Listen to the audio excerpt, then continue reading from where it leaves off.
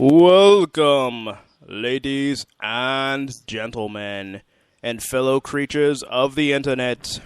You're listening to Straight Outta Austin. This is Prometheus. This is Amaro. This is Fuzzy Slippers. This is Ice. This is how we do it. It's Monday night. We've done that before. Yeah, we did. Damn. It was a little Let's while not be ago. one-trick pony. I had cookie in my mouth. Yeah, that makes it different. It's like new dun one. dun dun dun dun dun dun. Well, not really. I don't know how many podcasts we've done where I had cookies in my mouth. I was like, I would say that. I gotta disagree, Prometheus. It's sometimes cookies, but sometimes it was Frito pie. Yeah, a couple of times Frito pie. I remember the other time I had made pizza. Yeah, that's what I was gonna say. Usually it's pizza. Definitely. I only had 2 slices last week. I know, you left the rest of it there. I was like, please take this pizza, because if not, I will devour it all. And then I devoured it all. It was very sad. The tears flavored the pizza, so it was extra salty. I was like, no, don't go in my mouth, pizza. Oh. Pizza. No. Yeah, but you didn't have the tears of sharks on them, though. Shark tails? Shark tails? Turtles. Shark English, motherfucker, do you speak it? Sometimes. Mostly at night, though. Oh, Mostly. come on. Let's be civil here. say that at the county. Oh, yeah? Hey, boss, cleaning today? English, motherfucker. So we were talking... I thought you were gonna. I'm sorry. I thought you were gonna impersonate like a Mexican guy. Go, I mostly come out at night. Yeah, that's what I was thinking about, too. It's like, do we ever get to clean ourselves? Mostly at night. Mostly. But speaking of the jail, before we were talking about the video, Professor X is a wimp, and if you feel bad about like people in wheelchairs getting punched, then you probably shouldn't watch that video. But then you also remember that Professor X is kind of an asshole, so... He's not kind of. He totally is. Okay, but also in that continuity, he actually isn't that much of an asshole. He's actually... Yeah. He's not an asshole in the X-Men cartoon. Yeah, in the cartoon he isn't. Yeah, in the comic He's just book he kind of is. like a bumbling, belligerent fool. He's not always a fool. Come on. He's just over his head sometimes. He reminds me of an older version of Sully, had he lived, from Commando. Oh, okay. I was thinking of Sully from, what's that called again? Uncharted. Which one was Sully in Commando? I was thinking Sully of Monsters, Inc. I'm not gonna lie, I was too. Any other Sullys? Mulder and Sully. And Commando. It was the scene when Arnold's like, damn it. Oh, drop off. Party foul. Was it the Promise to Kill You Last? Yes. Okay, I thought his name was Sonny for some reason. Oh wow, so he's now you put it in perspective. Sony. You promised to, but wait, you promised to kill me last. I lied. And he lets him go, and Sully let out this weird yep. What happened to Sully? I let him go. Your girl's in the chat. Courtney G. Fly. Yeah. And also Jimmy Vargas. But so I was gonna say, so at the jail we had our very own. So I never saw the South Park where Jimmy and Timmy fight, and it's like the dude on the walker, the dude in the wheelchair. Oh, it's from They Live. Yeah. Yeah. So we had our own version of that. There's like this old dude that's like walking around on a cane, and some other dude that's in a wheelchair. And so the dude's coming out of his cell, and like the guy's wheeling by in his wheelchair. He comes out and he's like pointing his cane at the dude's face, and again the dude just like gets up. Like he's been healed, and just runs up and punches the dude in the face, and then just starts scrapping on the ground. It is so hilarious because it's like I wish I didn't know who that guy was ahead of time because it would have been even funnier. Because you don't know that he can walk unless you've seen him before. So all of a sudden you see him just hop up, like you don't point that cane at me, you son of a bitch. They just start fighting. Now when the power of Jesus is in my fingertips. Yeah, he felt the Holy Spirit in those punches, but it was so ridiculous. The power of Christ compels you. Compels me to whoop that ass. I told you the other dude was gonna run over and just like clothesline him with his cane, but yeah, it was pretty hilarious because like I saw the guy in lockdown, I was just like, did he get in trouble for something? Because he's like this crotchety old dude, so he's always popping off at the mouth. So I thought he just got in trouble for something stupid. Like, no, he was in a fight, and like, who could he possibly have fought? And then when I found out who, I'm like, oh, okay, that at least it's a fair match. But no, it was pretty hilarious. So yeah, so Professor X isn't the only person getting punched out of his wheelchair. He couldn't punch back though. That is true. He could only go ah. Oh man. Yeah, check out that video if you haven't seen it yet. Yeah, it should be posted in the Punching the Walls Reality Facebook page. So if you're not there already, check it out. I know Courtney's there 'cause she's been posting stuff, and she was talking about how perfectly I reenacted the scene from Cop Out. So thank you, Courtney, for that praise. So I know I talked to Luis. I don't know if you saw Walking Dead, Gerard. Or I mean, Fuzzy Slippers. Oh yeah, You saw it? shit went down. Yeah, tell me about it. All right. 'Cause I didn't Carol watch it. was a beast. Yeah. So, Who? Carol.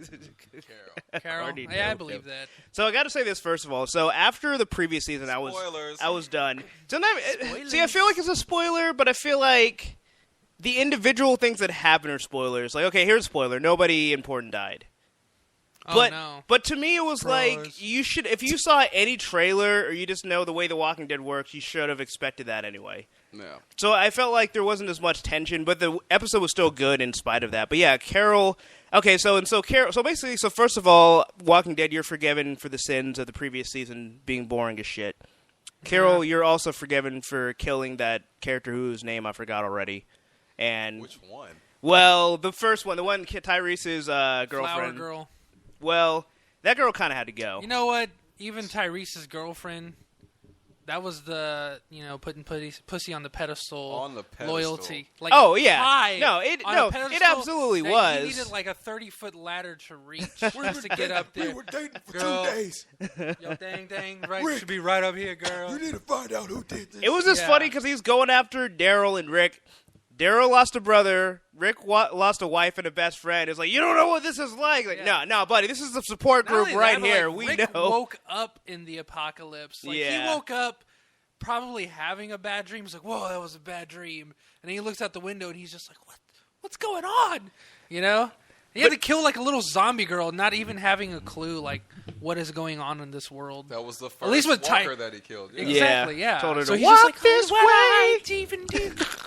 Die this way. Yeah, Courtney says Karen is her name, and Carol is a beast.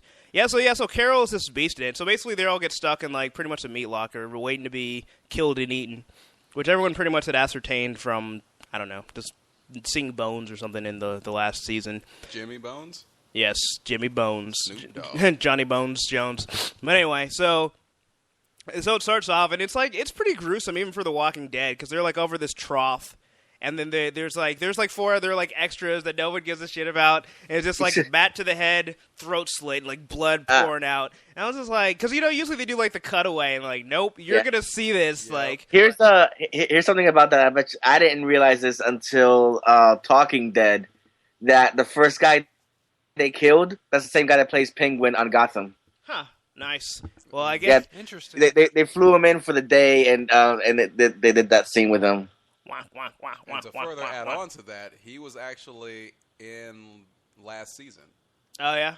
I think Rick and Michonne were going through and they found this dude and his like hippie girlfriend or whatever. Oh, And was they were that asking him? The question, yeah. And Oh, his okay. girlfriend actually ended up getting killed, and Rick was like, "Well, Yeah, did they like find their foot or something? They were like really charming. I was like, I wish they would have lasted a little longer because they were fun. And then they did just see like part of Was like that before or after that one hitchhiker that they were trying to like flag them down? that was after. Okay, That okay. wasn't like in season 3. Yeah, when they're driving and the guy's like, was "Hey it that long guys, ago? help me!" I thought that was like the middle of season 4. And they go to the town with Morgan. And then they come back, and they just see like his bloody chunks of the pack, and they back up, take the pack, and keep going. Yeah. Was that season 3? I could have sworn that was like the 3rd episode of season 4. Yeah, I think it was season 3. yeah, it was." Oh yeah, Courtney says, "Butcher or cattle?" That is the question. So we'll get to that. We'll get to that later on. But no, it was really good. Like, so I mean, they raised the stakes. So it was really brutal. And basically, Terminus probably should have closed up shop. Like, when Rick was like, they should never have fucked with us. Oh, I mean, I need my southern accent. They never should have fucked with us. They never should have fucked with us. Carl! Yeah. Carl! Yeah, he definitely made good on that promise. Like, so basically, they were about to be killed, and then all of a sudden, like, this propane and propane accessory tank explodes. And that's how they're Out like, of the blue? well, Carol shows up, and she's just like, I got a rocket. Somehow, I'm thinking she like shows up like The Rock in what was that movie with Sean William Scott?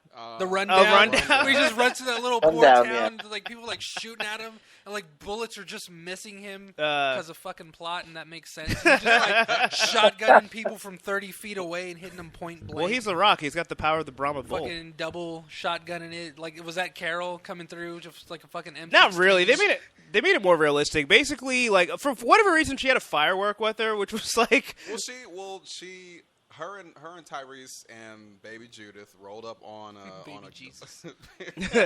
8 pound, 4 ounce baby Judith. It's the reincarnation of Lord. They rolled up on some log cabin or something, and some dude that was with the Terminus group was like, "Yep, they just caught that samurai and that kid with the hat." And Carol took the gun and put it to the back of his head. Was like, "Who the fuck you talking about?"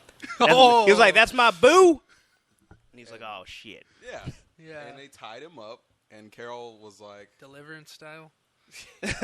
They tied him up really weak. They tied him up with like a seatbelt, but he wasn't even tied to like a chair. He was just kind of they sitting didn't there. connect the seatbelt. Yeah, they didn't connect it at all. There was a part where like the walkers show up to the cabin, and he just like jumps at baby Judith. He's like, "I'm gonna snap her neck," and Tyrese is probably thinking like, "I probably should have tied him better." So it's like having a baby in here. Does Tyrese just do that really like worried, like huff and puff? Yeah, pretty much. Where he just kind of like blinks his eyes, gives you the wide eyes, and just kind of. Yeah, he was doing that because before he was like, "Oh, I can't kill people." Oh, and yeah. Carol was like, "Well, you're gonna have to." That's what but- my Yeah. sister's for. Yeah. Oh, dude, he totally changed that. The best part was, like, the guy's like, "Go outside or I'll kill the baby." So he goes outside and you just hear that, "Rah!" And he just beasts and kills all, like barehanded, like no gun, no weapon. And the best part is when they come back to the cabin, you just see, like, the zombies is, like, all slumped over and beat to shit. Yeah. And Tyrese comes back, hits the dude with the double leg, and just starts beating the shit out of him. And while the whole time he's beating this dude, he says, "I won't." Yeah, like, I won't kill you. Yeah. "I won't." The guy's just like, "Can you just say something else while I'm dying?" Yeah. His strength is over 9,000. He beats the dude to death. Wow. Yeah. While he's telling him he won't kill anybody, he's like, "Sorry, I don't know my own strength." Because he had like you ain't just anybody. Because he had like the knife to his throat, and he's just like, too messy. Boom. Or rather, too clean. You gotta suffer. Yeah. I'd rather hemorrhage my fist. Enough. So Carol got the fireworks from the log cabin because they had been setting them off in Were they different Roman areas. candles or? They were all types of fireworks. There was a sale. Roman, Greek, A fire sale. ancient Egyptian. Oh my God! Oh. It's a fire sale. Boom. Okay, so that's what they were trying to do. Because I didn't quite catch that They part. were trying to reenact Arrested Development. Of course. They just blew themselves. Yeah, they had different camps outside of the main camps where they would lead the walkers away. Yeah. Which in the end didn't work out because there was Carol and Tyrese before they got to the cabin. They discovered that there was a herd on the way to Terminus. Carol already knew What do you the mean, deal like was. herd? There was a herd of zombies. Like what you heard? Walkers. I don't know. For some reason, I was thinking like cows. Well, I mean, they were practically a cow herd. I mean, that was the same herd from season 3 when they got derailed. Or no, or season 4 when they were getting the medicine. And there's that giant herd, and they crashed because Daryl wasn't watching the road. But herd of walkers. Yeah. Oh my God. Yeah. Bob was sitting there like, Come on, Ty. "Oh, won't. Oh, won't." But yeah, so they were pretty much fucked anyway. So all the walkers are coming there, and so Carol sees what's going on. She already knows the deal. Like, they got my boo and that kid who I kind of care about. The crazy thing, the guys, like, when they're done with him, I want his hide. Like, that's kind of creepy. It's weird. Yeah. So she has, like, a Roman candle, and she has, like, a rifle. So she Yeah. shoots the giant propane tank, and all the propane's spilling out. And zombies are like, "Oh, that's great barbecue flavor." Like And then she's like, propane gas. I'm pretty sure it was a propane tank. Yeah, but propane's... Yeah, I know it's an odorless. I know it's an odorless, clean burning gas, but they put stuff in it so that you can smell it. And I guess they put stuff in it at the show so you can see it spilling out. I'm thinking like gasoline. It was like aerosol. Okay. Yeah, it's like a cloud. Yeah. Sorry if I'm getting too technical. Yeah. Okay, Hank Hill. So then she shoots the candle, and then I just want to make sure we got the science right. Oh, I can science, bro. So yeah, so she shoots the candle, and it just explodes. And then that's when the party happens, because like they're about to kill Rick after teasing you that they're about to kill Glenn, and he's even tense enough. He's finally just like, "Can you just fucking kill me and stop teasing me?" Because they're like they go and they question him some more, and then the main obviously the main leader always leaves when like the job needs to be done. He's like, "I'm gonna go check on this. You two idiots stay here and make sure the job gets done and don't get killed." Make sure you don't end up cannon fodder like in every other TV show. Yeah. So after the explosion happens, Rick just beasts out and just like stabs the dude in the throat and just stabs the other guy. And they're like, "Rick, he's dead already." "No, he ain't, Carl. They got my boy." So then from there, they just beast out and start killing everyone. And and Carol does the Michonne thing where finally someone remembers that you can camouflage your scent with the dead walkers. Yeah. So like none of them are bothering her, so she's just. Well, yeah. Before she blew everything up, she actually did cover herself with walker blood, just like in season 1, and she just walked through like she was just walking like a boss. Yeah, I'm like on Shaun of the Dead. Oh yeah. And then as she's walking with them, they had their people who were on top of the roof or whatever with their weapons. Yeah. And they're sitting there firing, and she just aim, boom. Yeah. Oh. He like shot this one dude in the head. He didn't see that coming. Let me bah. tell you. Yeah. Morgan Freeman. Yeah, and that guy that once everybody was out, that guy that released with the long hair. Was I the only one that thought the guy looked like Alan Moore? Oh yeah, the guy that they saved in there when he's like, "There are people too," and he comes out and he's like, "I don't want royalties for this. I don't want royalties for this." Was he littered with dragon pendants? Yeah, the Well, finger. he had like tattoos or something like all over his face, and he had like that long hair, like.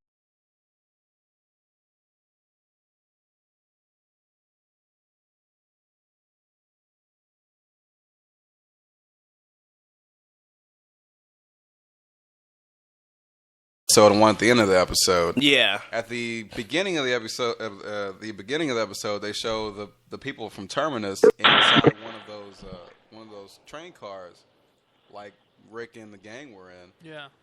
Because apparently they had that town, and they were like, "Hey, we're friendly. We're people. We're actually friendly." Yeah, it was really a sanctuary at first. Let's all be friends. And then a group came in and took shit over, and locked them up in there and had their way with everybody. And that's when Gareth was like, "You're either the butcher or the cattle." Yeah. And then at the end of the episode, they showed the dude with the long hair and the tats or whatever on his face. I guess it weren't tats. It had to be, because I don't think he had those whenever he was. Maybe they tattooed him. We're gonna make you. Yeah, either more they tattooed him or he was in there long enough to where he was. Maybe those were his jail tattoos. He's just like, "Ink me up," and he gets a little teardrop. The game. Yeah, so like he got his comeuppance because they let him out, and the dude like kind of stumbled on Rick and was like, "We're the same."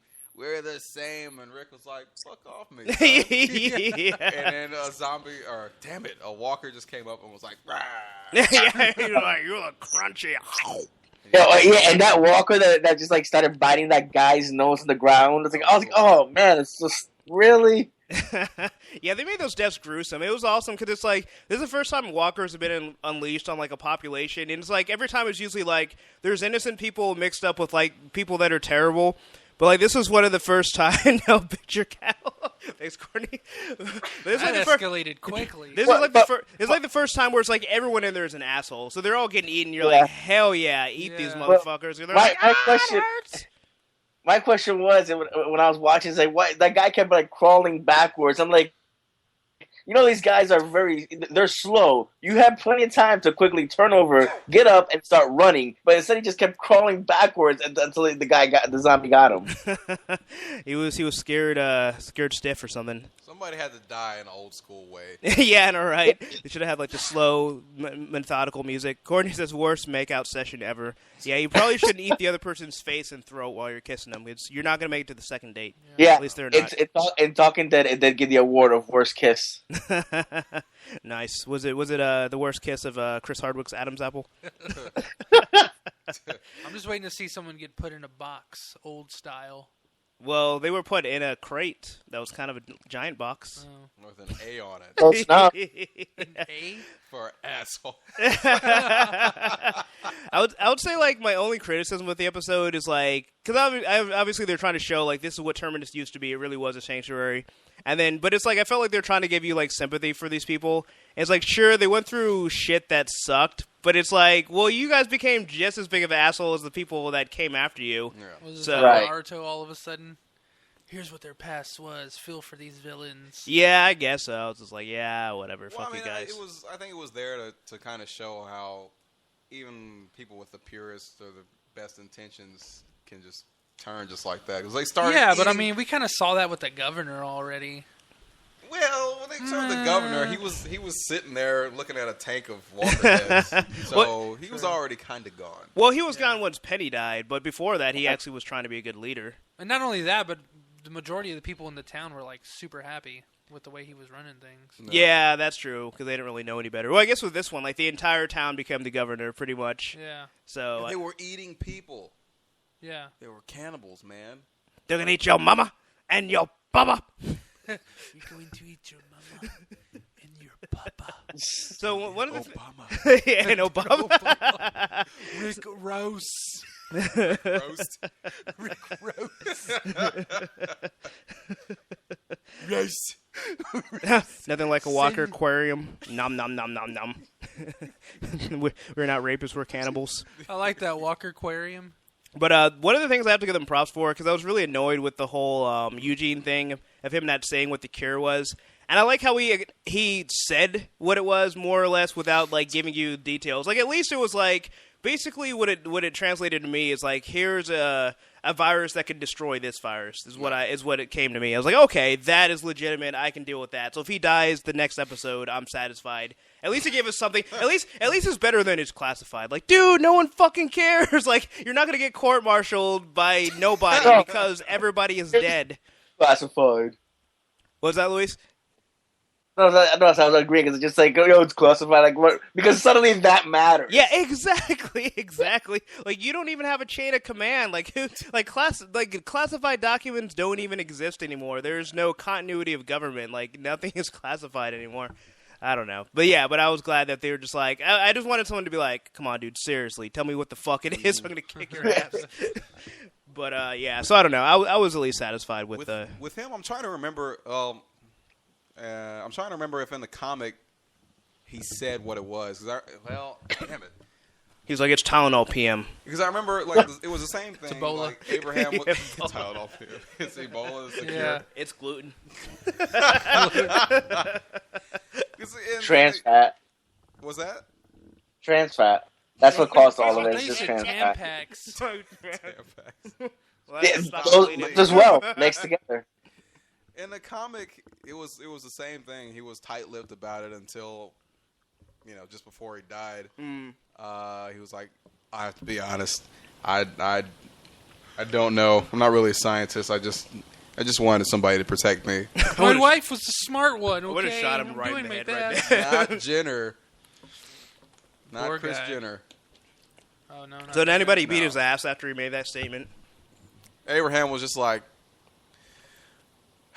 and then Eugene dies shortly after that. I would have shot him in the knee and be like, I would have pulled a Shane, and when the herd's coming after us, be like, well, only one of us is gonna make it. Boom! Leave him for dead and run off. Oh man, but yeah, Courtney says it's a virus to kill a virus, but it's killing all humans instead. Turn it around to kill all the walkers. Turn around. Every time I Like a zombie singing it. Have you have you heard the zombie song on How Stuff Should Have Ended? I'll find that to play at the end. Say it again. Oh, there's like a zombie song from How Stuff Should Have Ended. I don't know if you heard it. On which movie? It was for the Resident Evil. But anyway, I'll play it at the end. You'll figure it out. But anyway, so not only do we have to contend with Ebola and zombie outbreaks, this is a sad day. Well, actually, this past Saturday was a sad day for anyone who loves Saturday morning cartoons. It was officially the first Saturday in years without Saturday morning cartoons. Yeah, CW officially stopped showing cartoons. Am I right? All right. Yeah. So the first time in 50-plus years. God, man. Yeah. Since the inception of Saturday morning cartoons. Yeah, since the inception of Saturday mornings. Since Saturday mornings were invented. Every major television strike, writer's strike, nothing could hold back the purity of Saturday morning cartoons. And nothing could stop the hype train of waking up Saturday mornings with your favorite bowl of cereal. Yeah. Exactly. Sitting in front of the TV at 29 years old. It's like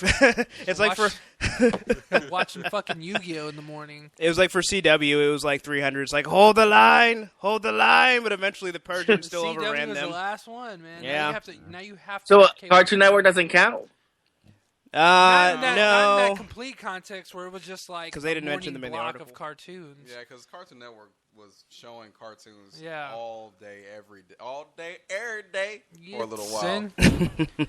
Yeah, I don't know. I mean, I guess technically there's still a Cartoon Network, and I guess Boomerang, unless that's gone Well, no, but already. I noticed today there's no unless they just took it off my subscription. Maybe it's only on Comcast. They took off Boomerang and they took off the Hub, so I can't even get My Little Pony anymore. My Little without watching, Pony tale. Oh, Netflix. Pony. I forgot about that. Yeah. So there's no Hub. I don't know if they just completely got rid of Hub Network or if they're going to like rebrand it or something. There's something like, what the hell is the Hub? Yeah, I don't know. It's like a really weird channel, but the only thing I knew that it played that was like decent to watch was My Little Pony, and there's like a couple other things. Are you a brony?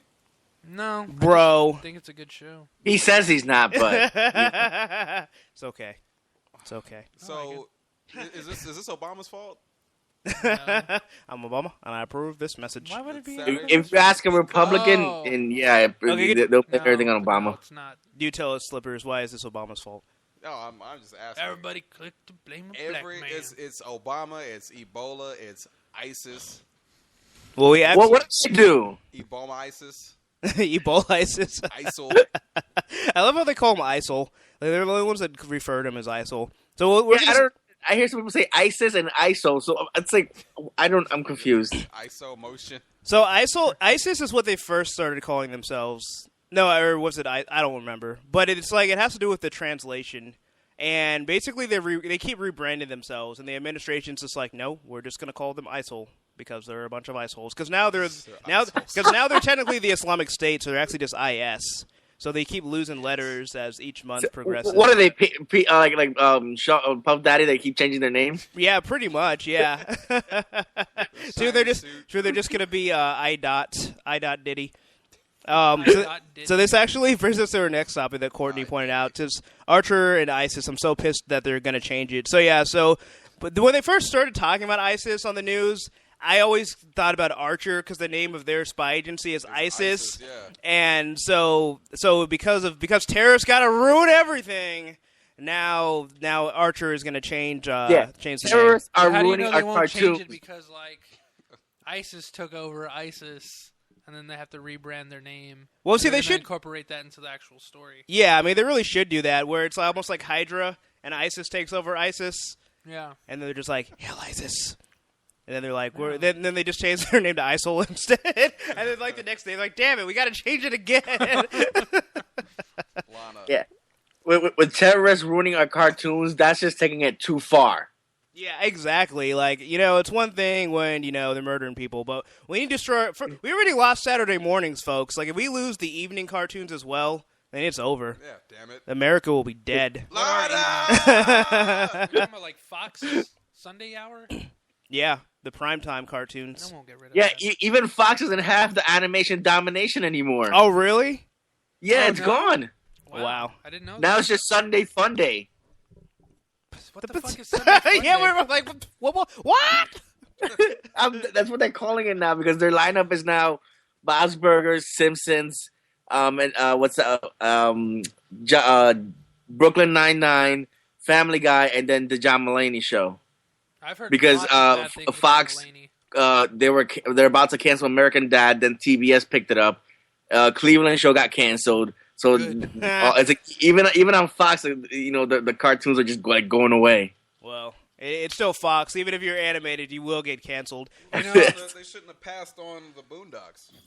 Oh, the Boondocks was going to come there? Yeah, they had an opportunity to pick that up years ago, and they were like, "Nah, it's too black. We're going to go with this." We'll go with Cleveland. We'll go with Cleveland. He's more friendly for the American audiences. Wow. But so apparently they're not actually going to change the name of ISIS. They're just not going to say it anymore. So they're just going to be like, "I'm going to the headquarters." So I don't know. I guess they're just like, it's too terrible. Too terrible to be associated with. But, I never understood the walking all the appeal time. of Bob's Burgers. I've seen a couple of episodes, and I gotta say, I'm not impressed. May the force be with you. Okay, so when I first saw... Go watch your My Little Pony. No! I will. Oh, but Tara you can't because Strong's Hub in is it. gone. Get off my face. I will go be entertained by actual Strong. good... How are you gonna hate it on a show that's got Tara Strong in it? I don't even know who that is. That's how. She plays Harley Quinn. Ah, I liked her. I liked her better before. Yeah, and you know she what? plays Bob's Burgers Bubbles. has Karen Shaw. A lot of characters, actually. Does she play the comic Bubbles? No. No, Bob's Burgers is really good. I think Bob's Burgers so. is definitely underrated. It is a good show. I think Louise is the best character. I think Bob's Who? Burgers is for Voiced by underachievers. Karen Shaw. Louise, the youngest daughter. Oh yeah, Louise is great. Yeah, First voiced of all, by Karen her Shaw. character, her entire existence is to troll people. That's all she does is troll people through every episode. It is fantastic. She is an 8-year-old genius, evil genius. And she Genius. has bunny ears, which no one can even put bunny ears on her. She Yeah, already has or them. those bunny ears for her are like Lola for Agent Coulson. Oh yeah, his car thingamajig. I forget. How are you Flying gonna car, hate on but he touched bronies Lola. when you have a character with bunny ears? Well, it's still a person. You can take This those is coming from the guy who watches flying, magical, tiny, colorful horses. Well, I'm not even hating on bronies. I'm just saying Bob's Burgers is a good show. That's funny. And I agree. It's a great show. I see his Doogie Howser, MD. I don't even know what Courtney's talking about. I think that's what they used to show that on Hub. Oh, I see. Channel 3000 something Now or I whatever. just have Pornhub Network. Channel 1335. My channels don't even go up that high. Yeah, mine was like 200 something, like 235. I have like 3 channels. I have like those Create TV and a Blurry Fox. Yeah, dude, Create is one of the best channels fucking ever. Eight. What is that? It's a fucking PBS channel, but it's like how-tos and stuff. Like literally how to create things. Like they have Barbecue U on there. It's a really good show. Is that How to barbecue yourself in case you ever go to Terminus. Like, well, bro, I got you this. have to know what I got Barbecue this. U is. I'm sure they have that at Home Depot. Barbecue in University. Oh, what is that? We have grills. We don't have a barbecue. Dude, they have the guys' cookbooks at Academy. How would they not have it at Home Depot? Because it's with Home grilling Depot. At University. Yes. Well, anyways, the guy teaches baller. you how to barbecue and like different types of So outdoor it's barbecuing equipment. for dummies. No, dude, it's like he was making fucking paella. Like, don't do that nose thing. He was making like 18 pounds of fucking paella on a barbecue pit, like on the Indian-style barbecue pit. I'm trying to help you out. There's like all these other cooking shows, how to do stuff around. Like, it's all DIY stuff, man. Oh, that's what it is. So it's not. Is DIY Network still around? I'm pretty sure they do, but they probably have some like dumb shit like Ice Road Truckers on there or I something. think DIY Network is now called YouTube. Mouse Wars. There's mice in the kitchen. I know it's not a These cartoon mice. because that would sound cool. It'd It's be like, Ralph the Motorcycle Mouse Yeah. versus Stuart Little. My money's on Ralph, hands down. Oh yeah. Courtney says Lowe's is better. and their war against the declining education system. No comment. So, we all thought there Lowe's would be has the no better Iron Man 4. But Robert Downey Jr. Stop that. has allegedly... My nose? What's wrong with my nose? Have something right I got a booger. Oh, man. So Robert Downey Jr. has confirmed that not only does Amuru have a burger, but also Iron Man 4 has been confirmed. So the Iron Man we never needed is, I guess, back, I guess. It's not. Okay. not. So was it one of those things where she asked him, and he's like, oh, yeah, we're totally doing it, just to get her to shut up? Yeah. Okay, that's what... He confirmed later that same day on Letterman that there's no Iron Man 4 in the works. Is that he and Marvel are talking about just having him appear in other Marvel movies. Okay, so pretty much what we figured to begin with. Actually, a perfect lead-in because I actually have some breaking news. Oh, Yeah. damn. Me Go and ahead Luis and break. were on the same page. I Go ahead and break I it already bad. know Boom, boom. Robert Downey Jr. is joining a Captain America 3, and it looks like I was it just maybe will be looking at that. adapting Civil War after all. Cap 3. Well, they did say that Cap 3 was going to be another one of those Marvel Universe shattering, shaking events, similar to Winter Soldier. Jason Bourne style. It's really interesting. I don't know. Like, I feel like they're going to do Civil War more justice in the cinematic realm. Because I felt like in the comics it started off so good, and then It was on that Mark Miller hype train. Well, because the first two issues were so good, and then it just fizzled out, and then the ending was the worst. It's like Tony Stark standing over Cap with no jaw, and he's just like, this is your fault. See all those people that died while we were both fighting? It's your fault that they have it. It's like, no You responsibility. see Cable? He's got a sprained calf because of your ass. Spider-Man's got a hairline fracture. He never breaks bones. He lost 2 of his pouches. Gambit has to pick up. He has to pay 52 card They pickup. just rebooted him from the other. He should be fine. Look at him. The Hulk has a boo boo. Yeah. But it was just like, it was so stupid. It was like, Hulk really? is crying. No, you should have been like Cable has a small gun. A small gun. Yeah, right. Liefeld just got a new contract because of this. But No, you know what's funny about that? Because while Civil War was going on, Rob Liefeld and Jeff Leb were doing Onslaught Reborn. oh, that's right. Oh, God. And that completely He never flew- finished that, though. Well, good. Beautiful. People probably No, stopped. that was supposed to be Best a news I've ever 5-week, heard. a 5-issue weekly miniseries. I think you got up to issue 2, and then like a year later, they finally put out the trade paperback. That was still Dude, too many. The art for that, I mean, it goes without saying, but it was fucking awful. Oh, well, yeah. They Photoshop a gun into a kid's hand. And the kid's running away from Onslaught. It's like, you got a gun. Why are you running away? Well, it is Onslaught. I mean, it took the entire Marvel Universe to beat him the first time. And then better editors to somehow bring him back. But anyway, Courtney says hopefully Robert Downey Jr. doesn't have that douchey chin strap this movie. Oh, it's coming back. Yeah, you know, he looks so sharp with just like that goatee. But then Yeah. they, like, extended it. Yeah. And he looks Yeah, and then like Marvel earlier today released a teaser that had Captain America and Iron Man pulling Iron Man, the Iron Spider, like they're pulling him side to side. Yeah. And it said Civil War in like summer 2015. Oh, they got So like now people, maybe it's somehow tied into, maybe they're gonna announce that movie or something. We'll see. I could see them announcing Civil War next summer. You know, it's for funny. Captain America got 3. that from Spider-Man the animated series when the symbiote was trying to pull Peter Parker this way, and then the Spider-Man suit was trying to pull him that way, and that was when the guitar was screaming. Spider Claus, Spider Claus, Spider, I just Spider Claus, Spider-Man, Spider-Man. Back on. I know. When I saw that picture, all I could think was like Cap and Iron Man were like, "You get away from my man! He's my Spider-Man." My suit. And he just unibeams Cap in the face. It's like, all right, this got out of hand. But I don't know. I really hope, and especially since they're saying that this might be the last Captain America movie with Chris Evans, and they're going to pass the torch to what's his face that plays Winter Soldier. I hope that he kills it won't be Cap for at the Captain end. America 3 because Chris Evans is still contracted for Avengers 3. Oh well, maybe. Well, yeah, doesn't he have like a 6 movie Sense? deal? Yeah, 6-picture deal, and Captain Avengers 3 will be his 6th picture. Okay. Well, Oh, really? Did that cameo in Thor 2 count? What? No. I still haven't seen that movie. Wait, Cap was in. He was in Thor 2? Yeah. When? It was a He cameo had a cameo. when Loki was Yeah. shapeshifting while Oh. they were like busting out. Yeah, no. Evans has Captain Yeah. America 1, 2, and I don't 3, think and then cameos- Avengers 1, I 2, don't and think- 3. I don't think cameos count. Oh, yeah, because 2 But has those to are come out. delicious cookies. Okay. But anyway, Civil War. That makes sense. Civil War should have ended with Tony killing Cap. That's Yeah. how it should have ended. And if they do it anywhere near the comics, unless they just change it entirely, which I'm completely fine with. But if they change it to like that little like showdown at the end where it comes down to those two ending it, like Tony needs to go overboard and just straight up just kill Cap, and that's how it ends. Everyone's just like, oh, gasp, and they just roll credits. And then So You already even know- though it's like seven years later, Whose side were you guys on? Cap, hands down. Cap Which is side. why he should have died.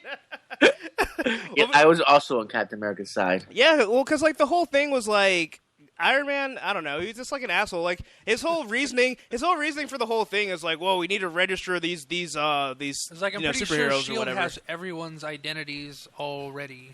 I don't know. Like I just because that was what made me love. I guess that's why it disappointed me so much because it starts off so badass. Where he's just like, Cap, are you on board? He's just like, no, I stand for freedom. He just whoops the shit out of all the Shield guys. Yeah, and it's just so beast down the sweet. helicarrier. Pops Yeah. on the F-16. Yeah. Fucking Patriots his ass out of there. Yeah, exactly. It was a whole thing where he's just like, no, this isn't freedom. This is the way we're doing it.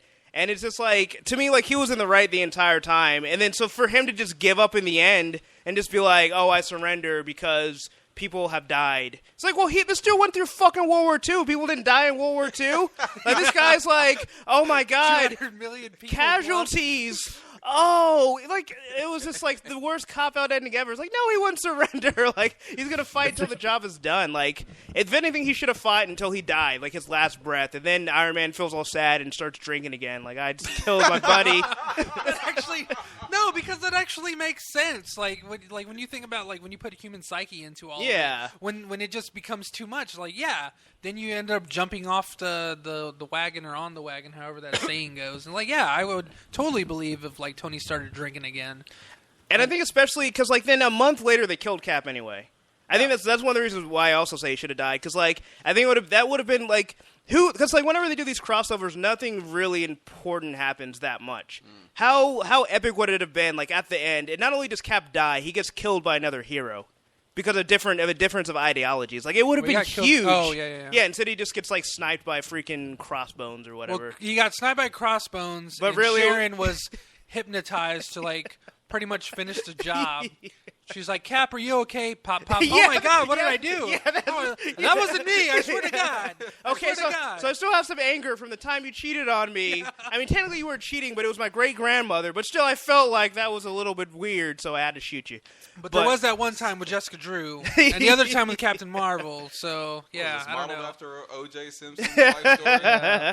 Hey, if the shield doesn't fit, you must have quit. Yes. But I don't know. I just thought that they really dropped the ball with that ending. But I don't know. But I don't know. The more I think about it, I am excited to see what they'll do in the cinematic universe because I don't know. They did such a great job with Winter Soldier and of course Guardians as well. So I see them being able to take like the best parts of that, and it's kind of already set up, especially if they do like a registration type, theme, just like the comic, where Cap's already shown like he's not going to stand for this shit. So you already know like where he's going to draw his line in the sand. Yeah. And I don't know, Tony in the movie universe seems less likely to be like, hey, let's register people, because he's like seems like the most do whatever the hell you want to do. Like he didn't even want to give his technology to the government, so it's hard to see me like reconciling that character with him being on board. Yeah, but it's gonna take a pretty drastic leap and bound. Like so something has to happen, obviously. maybe Pepper will die or something. Well, yeah, obviously something be assaulted. because there's such big importance on Ant-Man being made. Yeah. or else they wouldn't have done it. They were like, no, there's like big plot points that we have that's going to affect Avengers 2 and the ongoing cinematic universe. So something's going to be happening in Ant-Man that's going to carry over into Avengers 2, and obviously the looming Infinity Stones war that's going to come up. I need those stones. But I'm guessing just like the fallout from Avengers went into Iron Man 3, there will also be like the fallout from Avengers 2 going into Captain America 3. Which Yeah. that kind of seems like a weird reoccurring theme now. But then I think whatever's going to happen from there, just like now people are going to be like, oh, well, we need action, we need this. And then who else knows what's going to happen with the Netflix shows and Agents of S.H.I.E.L.D. yeah. That's also Yeah. going to carry into what happens in Captain America 3. Well, Yeah. When we sit down and think about it, so Civil War is supposed to begin in Cap 3? That's what it No, Yeah. like- see, my theory, well, just Maybe. going off of what we've heard this evening, my theory is that whatever's going to happen in Captain America 3 is going to carry over into Avengers 3. And maybe that's where, like, Civil War really happens. But maybe, like, the argument pro-Reg and anti-Reg starts in Captain America 3. I could And see then that I- carries over, like, to be continued in Avengers 3, pals. I doubt it.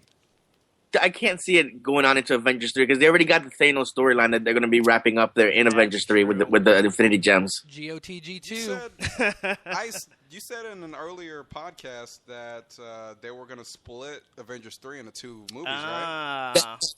That's a rumor. There was a rumor that the Avengers 2 was going to be split, which it's possible because we still don't know the full plans of Phase 3, but I just don't. Even if they split it, then technically that's like what Avengers 4 you could say. I don't know the way that Marvel's going on with their plans. I just don't see them splitting a movie into 2. That would be interesting though. If like the first one, Civil War, then Thanos shows up, I'm like, we should probably fight that guy instead. Yeah. At the same time, I think if that happens, that'd be great. That would I'd be on board with. I think Civil War is too big of an event to just wrap up in one movie. Yeah. Right. Well, I mean, I think it depends on how much they build towards it. You would need an Avengers movie, or you would need some kind of right. like.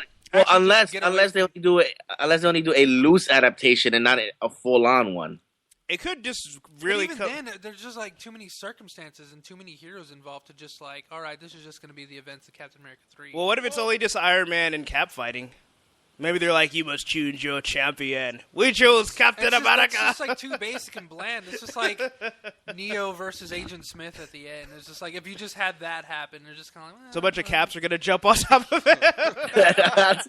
You have to win by losing. I give up. That's Mr. Stark. Mr. Stark. Yes, I like it. Well, I mean, they could begin that in Cap 3 and then carry it over. That could be the focus of, I guess, the first half of the first Avengers movie. And then Thanos is like, ha, ha, ha, I'm attacking now. And they're like, okay, well, let's be friends and fight that guy. Why can't we? But first, I need you to sign on the dotted line, Cap. Like, never. Yeah, so over 3 movies, I think that could work. Even 2 movies. Possible. Or, one of those untitled Marvel projects could be like a new... Like, it wouldn't necessarily have to be Avengers 3 since Luis said, like, oh, well, Avengers 3 is going to be, more or less about Thanos and the wrapping up of the Infinity War. So maybe one of those untitled projects is like a crossover event. Maybe that one will actually be called Civil War. That would be interesting. What other people were speculating, like Avengers Civil War. Maybe it'll just be Marvel Civil War or something like that.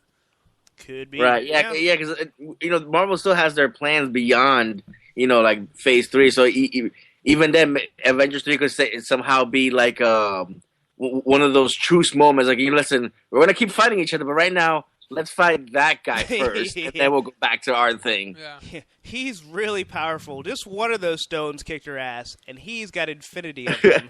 So and we defeated Cell. Now it's just you and me, pal. Like, yeah, okay, I'm dead.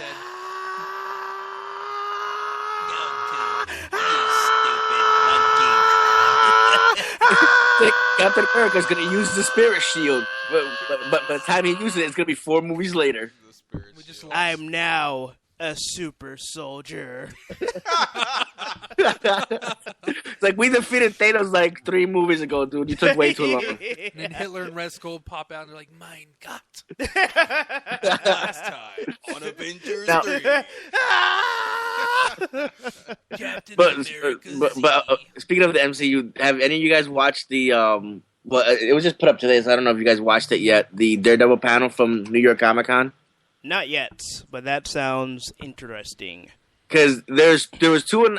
Here's the thing: they basically technically or really announced 2 castings there, and the way they brought them on stage was like all nonchalantly, like it was like it's old news, and I'm like, wait a minute, these guys were never announced before. Why wasn't this a big deal? And they announced who that we're gonna have the Owl and Ben Urich in the Daredevil TV series, and they brought the guys on stage. Hand over the pizza. Oh shit, is that me? No. Damn it. Did you just J this up? Yep, damn you, IGN, and your black heart. But anyway, I heard pizza and something a really cool sound effects. Yeah, it was for a topic that's coming up. But yeah, for toppings. But no, I'm really excited for the Daredevil show. I'm not as familiar with his Rogues Gallery, with the exception of Bullseye and Kingpin. Yeah. But I just put up a link right now. That guy is going to play the Owl, who? Prometheus, you and I have seen on 24. Wait, who? Bob Gutton. Ice, did you do that on purpose? Sure. Said who will play the owl? Bob Gutton. What? It I wasn't don't on get. purpose. Yeah. That was. Is that? I have no idea. I forgot I'm like his here in name. person, and I have no idea what they're laughing about. We're making an owl joke because you said who, and owls say who. He's like he's playing.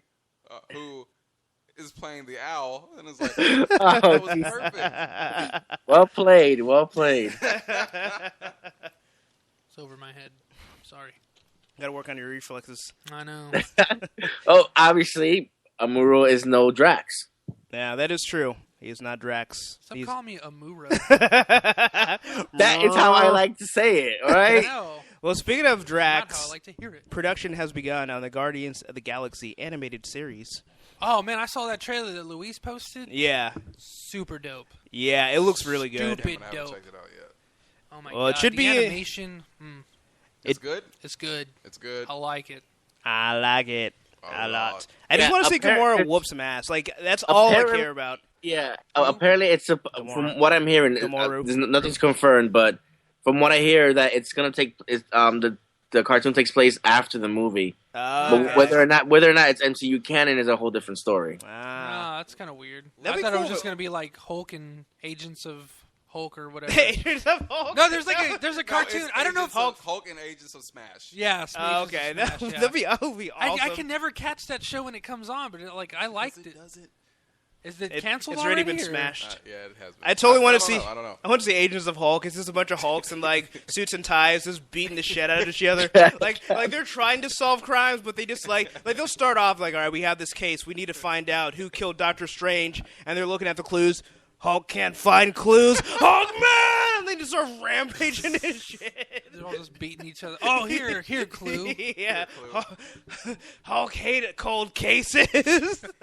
So, do we know if the Guardians of the Galaxy animated series is going to be in the same universe as the Avengers animated series and is Ultimate Spider-Man? Yeah, Ultimate Spider-Man. We don't know that yet, but it may be.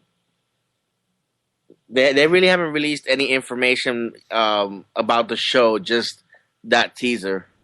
Oh, so apparently Agents of Smash is still on because they said they've showed a full episode. When does Yeah, it? yeah, come? it is dude, still I'm on. Up every fucking. Apparently morning. it's Never comes on. well. Remember, there's no Saturday morning cartoons anymore. No, I don't catch it on fucking basic TV, dude. I go to the cartoon My channel. TV's not basic, man. It's XD. Apparently, it's on the Disney Channel, I guess. Yeah. But I have like 4 different Disney channels. Well, Disney XD. Yeah. Duh. I'm just. It's the extra I always see dimension. Ultimate Spider-Man. I'm tired of fucking watching Ultimate Spider-Man. Well, you might want to check with They your only cable ever show provider, like sir. one episode of Superhero Squad. I'm just telling you, man. I'm getting sick. You can just Google it. Like they usually have I their don't listings. want to Google it when it's on the television. Well, then I guess you'll just never They see need it, will better, you? like program. Programs. Program. Pokemon I'm so angry I can't even. Jay, want to watch Agents of Smash? Name not a moon, We hate boring programs. Worst dub ever. Tired of Kitchen Nightmare. Gordon Ramsay only make Hulk angrier. Kitchen nightmares give Hulk kitchen nightmares. World War Hulk coming to place near you. So That's What one I want to is see. Groot? I want to see that. Avengers and World War Hulk. see, that's another one for me. Actually, you know what? On the screen, see, that's another one I feel like I didn't care that much for this series because it ended like just the most ass backwards ending ever. Uh-huh. But on the screen, like, to see the Hulk just fight everybody would be so badass. Yeah. But I hope if they ever do World War Hulk, they'll somehow get the rights back to the rest of the Marvel properties, just to see him beat the shit out of them, too. It's just like, they should just make a cameo, like the X-Men show up and Hulk's just like, mutants to punch. He just And runs, then Wolverine sticking his claws in front of his face. Why don't you punch these? and he just punches his claws And then right it off. replicates the classic Yeah. Hulk and Wolverine's like claw reflection. Yes, but instead of it being an epic battle, he just uppercuts him, and he's just gone. Like, he doesn't come down until the end of the battle. He finally hits the ground. He's like, "Wah!" He's like, did we win? It's like when Gladiator tosses Yeah, well, Juggernaut Marvel into could put infinity Yeah, in yeah. X-Men the animated series. Yeah, he ends up in the middle Spider-Man's of the going ocean. to be in World War Hulk eventually. I'm telling you, maybe they're like this whole talks about Sony letting them have Spider-Man for a little bit for the night is about the whole Civil War process. Well, he is the Iron Spider-Man. As long as he's played by Donald Glover, I'll be happy. Because to me, like, it doesn't make sense to have the freaking Andrew Garfield Spider-Man. Because he sucks. That's why I don't disagree. No one gives a shit about Tobey Maguire. That's the Spider-Man, the actor that sucks. I want Donald Glover. Andrew Garfield's the better one. He's not bad, but you're confused. Don't worry about it. I forgive you. Well, my point is, Luis, is no one cares about Amazing Spider-Man. Is my point. So why would Marvel want to attach themselves to something? I would agree with you with 2, but the first one I do not. We've been over this. Okay, well, Ice and I are on the same page because I liked the first Amazing Spider-Man, did not like the second one, and I too feel that Andrew Garfield is the better Spider-Man, but Tobey Maguire was the better Peter Parker. Well, see, that's the thing. In the second Amazing Spider-Man, I felt like Andrew Garfield was a lot better of a Peter Parker than he was in the first film. Because what I hated about the first film was he was just such an asshole. And then in the second one, it's like, he's not that much of an asshole. Why can't they get the rest of the movie right? Like, everything else fell apart. Like, I thought they finally made him good as Peter Parker, and then everything else was just garbage. Mm-hmm. Yeah. Well, he learned with great... Dude, I don't know how you can not like from Spider-Man. With great power comes a moral learning responsibility or something or other. Responsibility. Hey, Courtney says screw Tobey Maguire. Courtney gets it. Come on. And Tony the Tiger while Let's we're not at say it. things that hurt.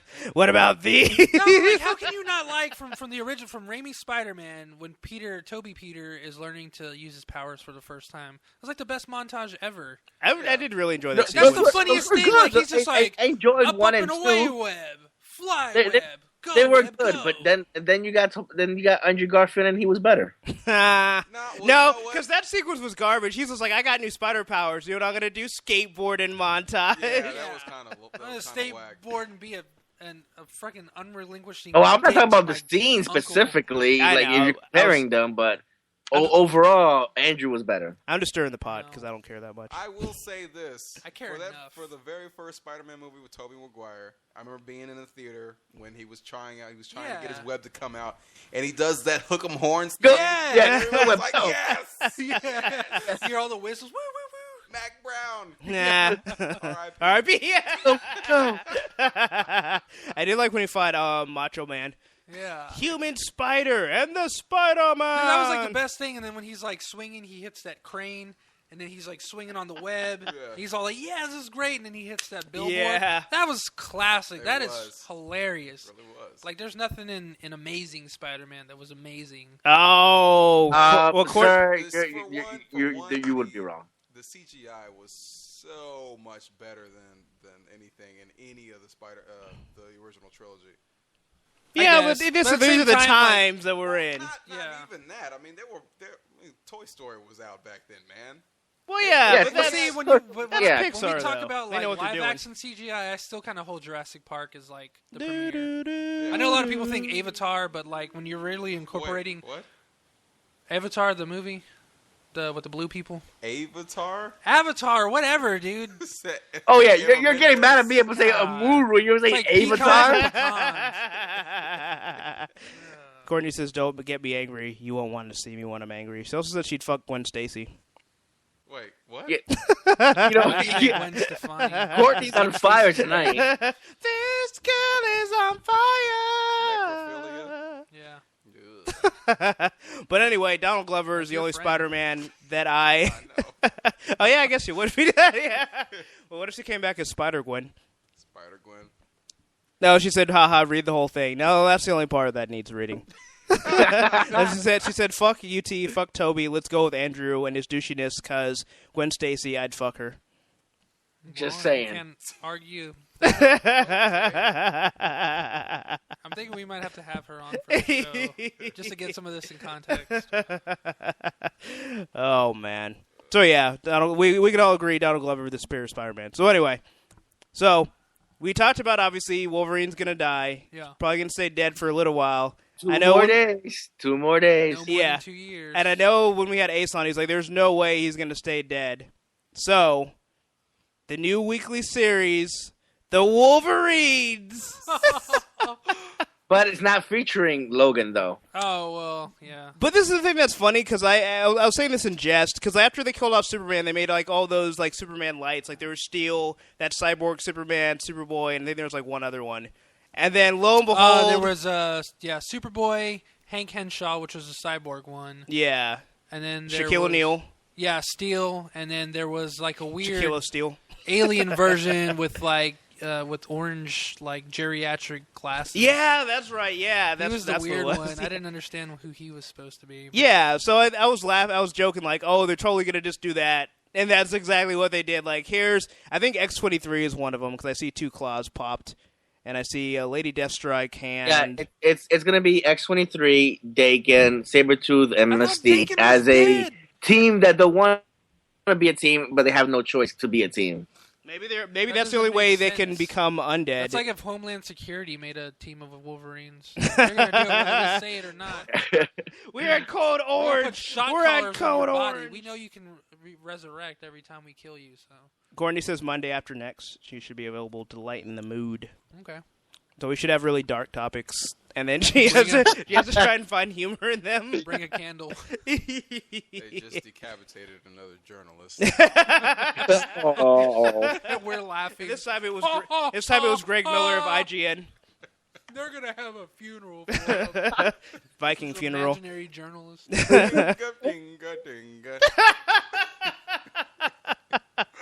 Oh, the mood feels really light. But, yeah, so I saw this, and I just started laughing. I didn't even read the article. It was just like figures, obviously.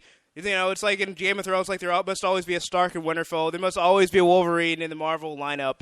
So there you have it. They're With Logan. and didn't he kill Sabretooth as well? I'm sorry? Didn't Wolverine kill Sabretooth as well? Didn't he chop his head off? That was on That was a Ultimate clone. X-Men. No, but I thought he chopped his head off with a sword, I thought. That was a clone. Oh, that was...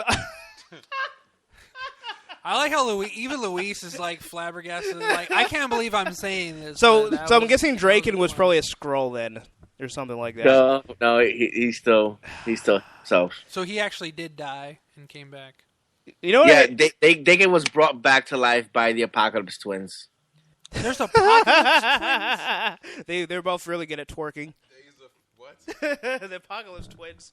I don't know. Just imagine they have the same skin tone as him, They but they're sound two like hot chicks. a group of like chick wrestlers, like that Vince McMahon. Introducing the Apocalypse Twins. They come out and they're like throwing bear on themselves. So this is kind of an aside, but so this article's on MTV.com. Like, why are you giving MTV who that reads comic books is like, when I need my news, I'm gonna go to MTV because they're the source that I trust. Like, Not since Kurt loaded. No. Dude, I haven't actively watched MTV in like 5 years. that's what I'm 6 talking about. years. It's like most people that watch MTV are what, like, I don't know, teenagers. They're probably like 13, 14, Yeah. 15. And I'm not saying that they don't read comic books, but I mean, I'm pretty sure they're not like, oh man, I can't wait for the Wolverines comic to come out. It just seems like a really odd place to like break this story. Well, they've got some. Hey, history Amuru, are you with, gonna finish that cupcake or whatever that is? What? It's a brownie. That's a Are you gonna finish that brownie? Can I have it?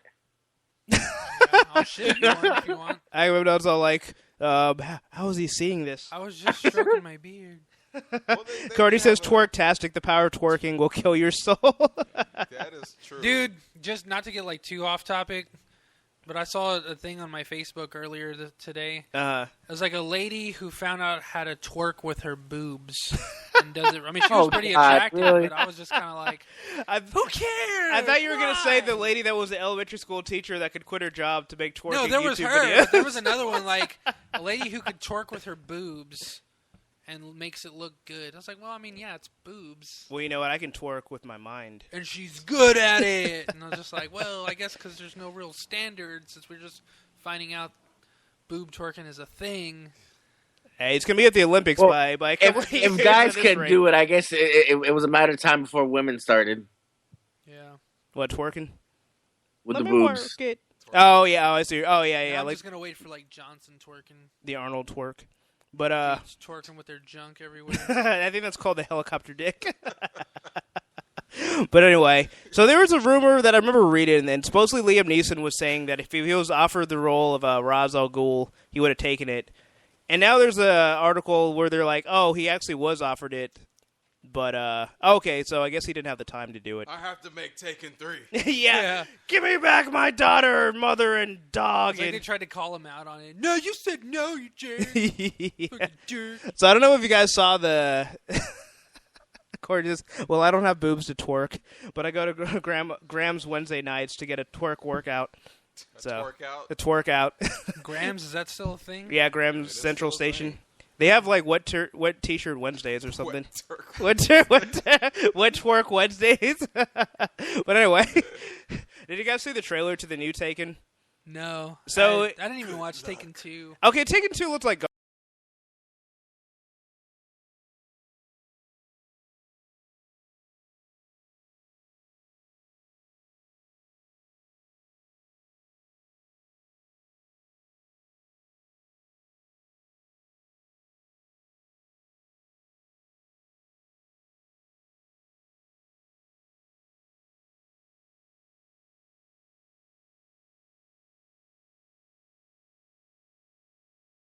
His role, but it would have been really weird because it's like not to diss any of the actors from Arrow, but it's like Liam Neeson's kind of on his own level, you know. Yeah. So he would have really stuck out like a sore thumb. But that's pretty cool that he actually was like, yeah, I totally would do it. No, he's probably like, oh yeah, I would totally do it. But I have this movie career where I make a shitload of money, so. Not gonna happen. You know, it kind of reminds me, like, I had a chance, like, 2 years ago to see James Franco in person. He was showing this movie. I forget what it was called, but it was about an author. to some young like, girl. He was there in person. He was talking about his experiences, like, on Instagram? and being a teacher. No, this was before all that shit happened. And his experiences as a teacher at NYU, and they were filming this movie in Detroit. While he was also, like, he brought all his students one weekend while he was filming The Great and Powerful Oz in Detroit. Yeah. So he was like, all right, well, I'm going to take this weekend and let all these kids in this film appreciation class, like, make a film. And we're going to do this film about this author who's a teacher at the school there. And I wish I could remember what the movie was called. But they had they were able to work with him, Zach Braff, Jessica Chastain, and Mila Kunis, because they were all involved with the Great and Powerful Oz movie. So, like, all these, you know, kids who don't really have anything outside, like, amateur directing experience, or, like, directing these, like, top-tier, I'm worth every fucking penny, $1 million contracts. And Zach Braff. And all he was hearing were these directors just like, wow, so that's what it's like to work with what do you call it? With a professional actor. Like, they're just, like, on another level. Like, no matter how good you think you are, it's just, like, there's people, like, there's a reason why Tom Cruise gets $20 million a movie, you know, because he's that fucking good. People take that shit for granted, but it's like, dude, they can act whenever the fuck they feel like it. They can act when they're ordering from the menu. They can act just whenever, when there's 1,000 people around them, and he's got to be focused and start crying for a scene. It's like, he can do that if he wants to. Yeah. You know, it's not a matter of, like, here, giving me a second. Like, it's on cue, you know? He's like, you show him a couch, he will jump on it. And, like, a lot of these, like, directors, they were like, or, like, aspiring directors, he was talking about how, like, taken back they were and, like, intimidated where they were by, like, someone like Jessica Chastain. Like, I don't know a whole lot of her movies. I know she was, like, the main character in Zero Dark 30. She was, like, the director for the SEAL Team 6 that went in and assassinated Osama. Tango down.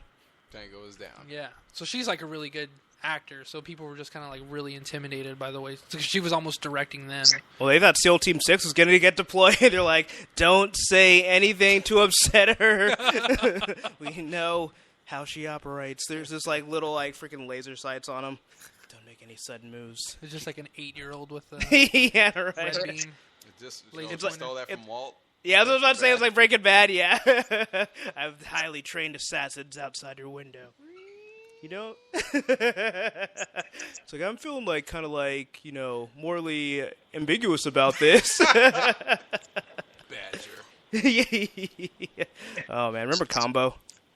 R.I.P. Combo. That dude was at, I think at Alamo City. I was like, why? This guy's fucking lame. Oh, Combo? Yeah. People liked combo. Nobody likes combo. People like the snack combo. Yeah. People like doing combos in Marvel Pizza Capcom. flavor one. Yeah, cheese flavor. Yeah, exactly. So, oh man. Well, I was about to read the next topic, which is that Warner Brothers is announcing a virtual reality for it.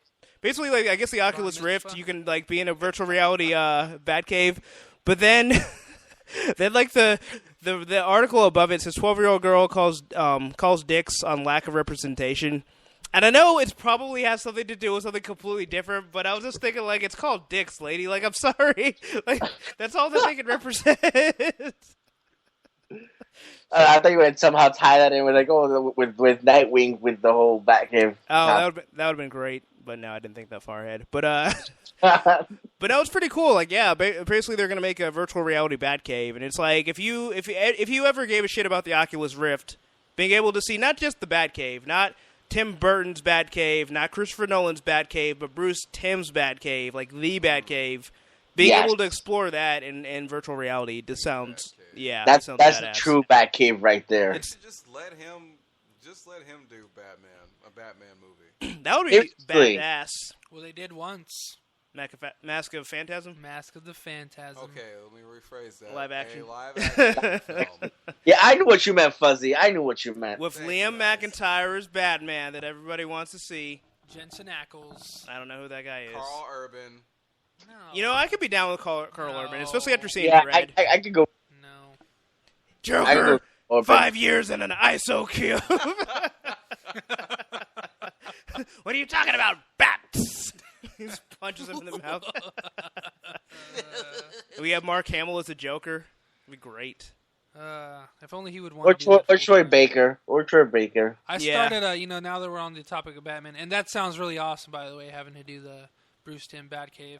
Yeah. So this month on PlayStation Plus, we get Arkham Asylum for free. Oh. And although I've had your copy forever, there's something about just having it on your hard drive that just makes it feel that much more accessible. Yeah, it's called laziness. You don't have to walk. Exactly. But I didn't want to say that. I wanted to be real poetic about it. I'll be fair though, because since they took X-Men the Animated Series, even though I went out and bought all the DVDs, I've not even opened them. Yeah. But when they're on Netflix, I watched it all the time. Yeah. But I have to walk. What is that? Like 5 feet to the shelf. Walk another 5 feet to the PlayStation. An additional 5 feet back to the couch. When all I have to do is click the button. That's too many feet. That's a million feet when you add it all up. Cutting yourself with all those discs. Yeah, you do 5 times 5 times 5 times 5. It's infinity. That's like a million. Yeah. It's like infinity zillion. Fuzzy math, people. Fuzzy math with fuzzy slippers. Yeah, I don't know, man. Just like I remember playing the opening sequence with you and Beetle, when I first got it for your birthday. I think it was last year or the year before. And I remember we were just kind of fangirling about that whole thing. We're just like, oh my god, it's fucking +5. It's oh my god, I already forgot their names.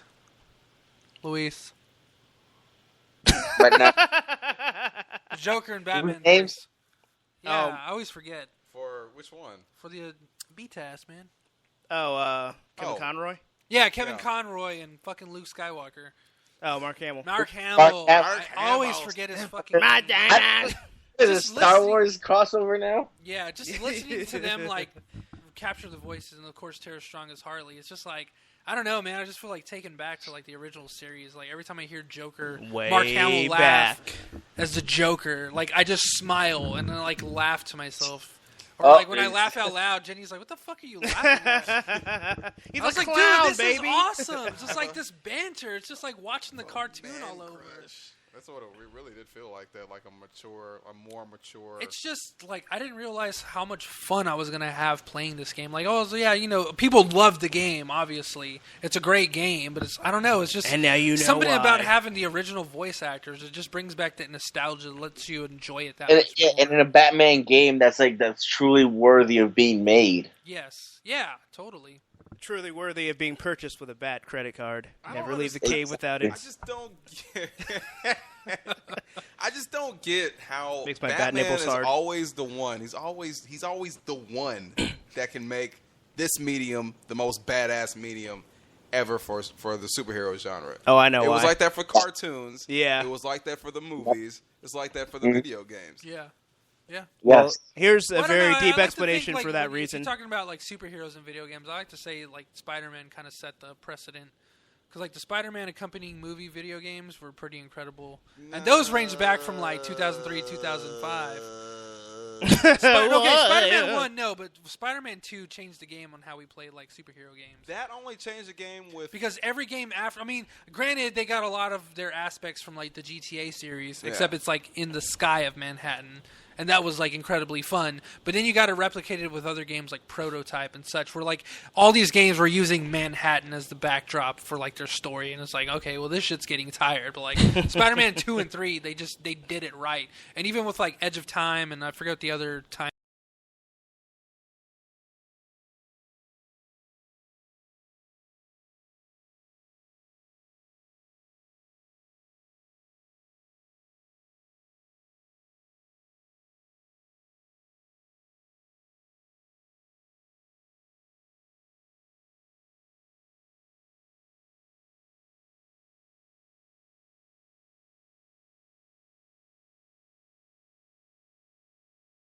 Box environment. Yeah. It was just like level oriented. Yeah, So it was- just going yeah, it was from, more like, linear. Basic level to basic level. It was like, where am I swinging from like wall to wall?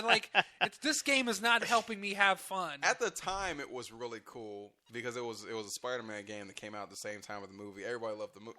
Most people loved the movie. You had it right the first time. Everybody loved the movie, and Tobey Maguire is the best, Luis. ASM came out, where Luis was just like, Toby sucks. But anyway, the reason why Batman has been the best. Excuse me, is that how you think I sound? And yeah, Toby does suck, but anyway, but That's how I think everybody sounds. Well, the reason why Batman's been the best in all genres is because he's Batman. But I mean, And- like, but Arkham Ocean Asylum says came because out in, he's a like, what, symbol. 2009? But I mean, if you're talking about like the way like Arkham Asylum feels and plays, and yeah, it's completely different from the Spider-Man games.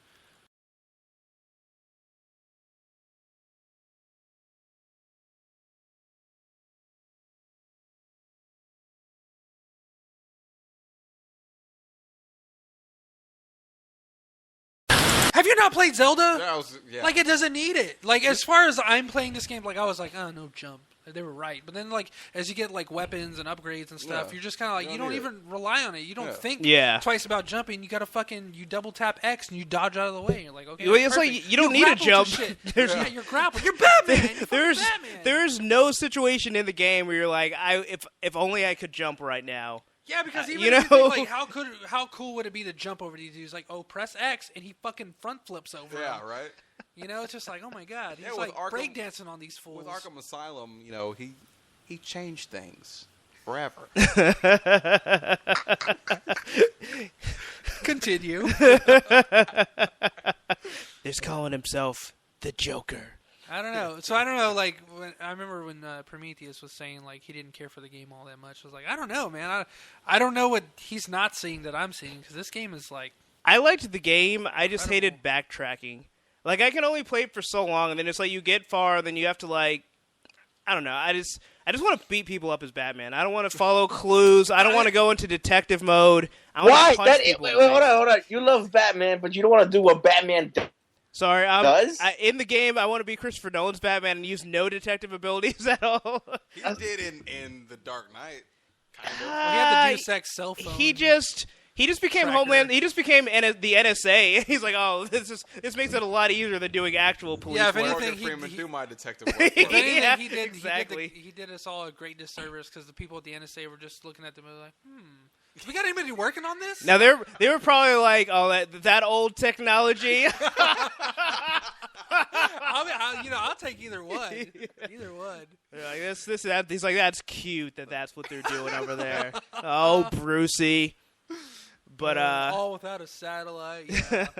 but no, I liked a lot of aspects of the Takes that game. wings. But I don't know. I think it's just me just being impatient and just wanting to get to the next boss. I totally get that. Like, my whole thing's like it meets that need that I have when I play like sandbox type. Well, it's not really a sandbox game, but like an open exploratory game. Yeah. Like Batman or anything like that. To where it feeds my need to like wander speed. around and find stuff. So like Riddler's clues, like I'm all for that because I'm just walking around, just like, oh, what to do? What cool stuff can I find? But the one thing that does suck is just like you don't come across enough enemies. You come across like 4 or 5 guys. Like, dude, I want to come across like a gangbang of gangly gentlemen and fucking run a train on, do a reverse gangbang on like 30 fucking inmates. Lots of cock. No, I disagree. Right I there. disagree. I want to come Because I'm gonna fuck shit gaggle up. of men. I gaggle with gay gooses. The only other thing that I didn't like was the Scarecrow boss battles. I liked it the first couple of times, but after a while, I'm like, all right, I don't give a shit. I'm tired of running from Scarecrow. That was like 3 of them. They were more than 3. They were like at My least. first they were- encounter with Scarecrow was fucking lame because he's just walking around in a circle like a fucking lame lighthouse. I was like, this is a boss battle? Because the thing is, like, I Well, like. I would say it's a boss battle. It's more like a mini Well, boss I didn't care battle. for the minigames. Well, it's a waste of time. I did like the setups to them though, where it's like all of a sudden you're just playing the game and Batman starts fucking tripping. Yeah, because you I was know? like, why the fuck are his eyes red? Is he Yeah. angry? Is Like- this how they show he's angry? Like, oh, fucking Scarecrow. This bitch pisses me off. He had it right. Batman hates Scarecrow. Yeah. So I will give them props for that. But I mean, yeah, the way they set it up was excellent. But yeah, I don't know, like they just felt really tedious to me. But again, like I said, I have no patience, so I was just like, I just want to bitch slap Yeah, it was somebody. one of my few gripes. Like, okay, the Scarecrow battle wasn't as fun because, like, when I got to fight Bane, like, I died once and then I came back and then I almost died, like, right going in. And then from there was, like, a sliver of life and I was just taking all these dudes out and, like, everything just, like, I felt like Neo. Like, everything just made sense. And I was like, ba-ba, So wait- boo, boo, boo. And then I got hit once. It's like, that ain't happening again. And then it didn't. And I was, like, tapping triangle, like, avoiding people. And then here comes Bane throwing a thing and I narrowly dodged it. And I was like, this is awesome. This is I'm Batman. like Batman. Yeah, I was like, this is so great. It's 3 a.m. I'm gonna Wait. wake some people up. Is this your first time playing Arkham Asylum? Yes, it is. So you haven't played Arkham City either, then? Don't know. I have not played played the that other one yet ones. either. No one All right, is so really- you guys don't know how it ends, correct? No. Arkham City, no. Oh man. I imagine it says Batman will be back in the Yeah. Batventure. And then they play the Star No, Wars music. but I like, can't oh, wait it's till wrong company. until you guys get to it because it's a crazy ending. That's all I'll say. Well, there's a reason why that was Mark Hamill's last hurrah as the Joker, correct? I don't know what you're talking about, and I'm just gonna say "mum's the word." But mommy. But I But, remember hearing something about that. But why was that? Oh, Blood Ocean says. Well- Go ahead. Oh, he just doesn't want to do the. I think he just wants to move on to other things than voicing Joker, which is why now there's Troy Baker doing the voices. He So just he just got sick of that shit. he wants to move on I to his would career think and play that- characters putting he it hasn't that way played, seems wrong. which is though. why I mean, he's Luke are you again. Sure. Do what? No, just the way that he just put it like, oh, he's sick of it. Like, I wouldn't say it that way. Well, yeah, I mean, he's an actor. He wants to have new challenges and all that. So, I don't know. He's been voicing the Joker for what 20 years. Yeah, I mean, Well, after... he's voiced for so long. Like when you hear some of his other works, like you can hear the Joker. Oh, yeah, like Hobgoblin Yeah. is just a Joker. Yeah, Hobgoblin. Or if you ever He watch, doesn't laugh as much. if you He's watch listening. Studio Ghibli's Castle in the Sky, he plays the main villain. He sounds, Uh-huh. there's parts like it sounds like Mark Hamill. It doesn't Yeah. sound like the Joker. But then there's parts where he's like, "Come over here, little girl." And it's like, "That's a Joker. That's a fucking Joker." Everybody just starts to, like, come over here, bats. I mean, little girl. Yeah. But yeah, Troy Baker's the perfect, replacement because he sounds so much like when Mark Hamill does the Joker. Oh, yeah, he sounded Who were we fantastic. talking to? I swear there was somebody that maybe it was just me, or maybe it was on the Refugees to Spill page. But somebody was talking about they thought like Troy Baker was god awful, Well, and I couldn't remember like if it wasn't anybody in this I room, don't know if he had physical or voiced him in digital. Injustice or if that was Mark Hamill, but because I know Tara Strong still voices Harley Yeah. and Raven Yeah. actually. The Raven voice so terrible. Yeah, I'm Troy, a Troy, robot. Troy Baker does justice to Yes. the yeah. But just real quick, Blood Ocean says no spoilers, but wait till the end to fight the giant slew of Joker thugs. I think referring to he's saying there's not enough enemies, so you'll get enemies. But by then, I'm sure like you're gonna have so many more upgrades and stuff. Yeah, but once I don't know if you got to where they have like those like electric things where like they keep shocking you and interrupting your combos. Oh, we're talking No. about Black Widow. yeah, she jumps into the game just like, sorry, continuity, and then punches you in the face. The one thing I will say, what pisses me off the most about the game is like there's these little like boxed areas that are like What's in the box? cut off by like what do you call it? It's like an electro door. Oh yeah. So like you just hit it and it's you're like, oh, what the fuck? And there's like no way through. So far I haven't found a way to open it. But like there's like little fuse boxes. Yeah, you'll figure it out. And it's like eventually. Wayne Industries box. It's like I'm Wayne Industries. Why can't I just open this? Why do I have to fucking wait? There's cool shit in there. Things for me to detect.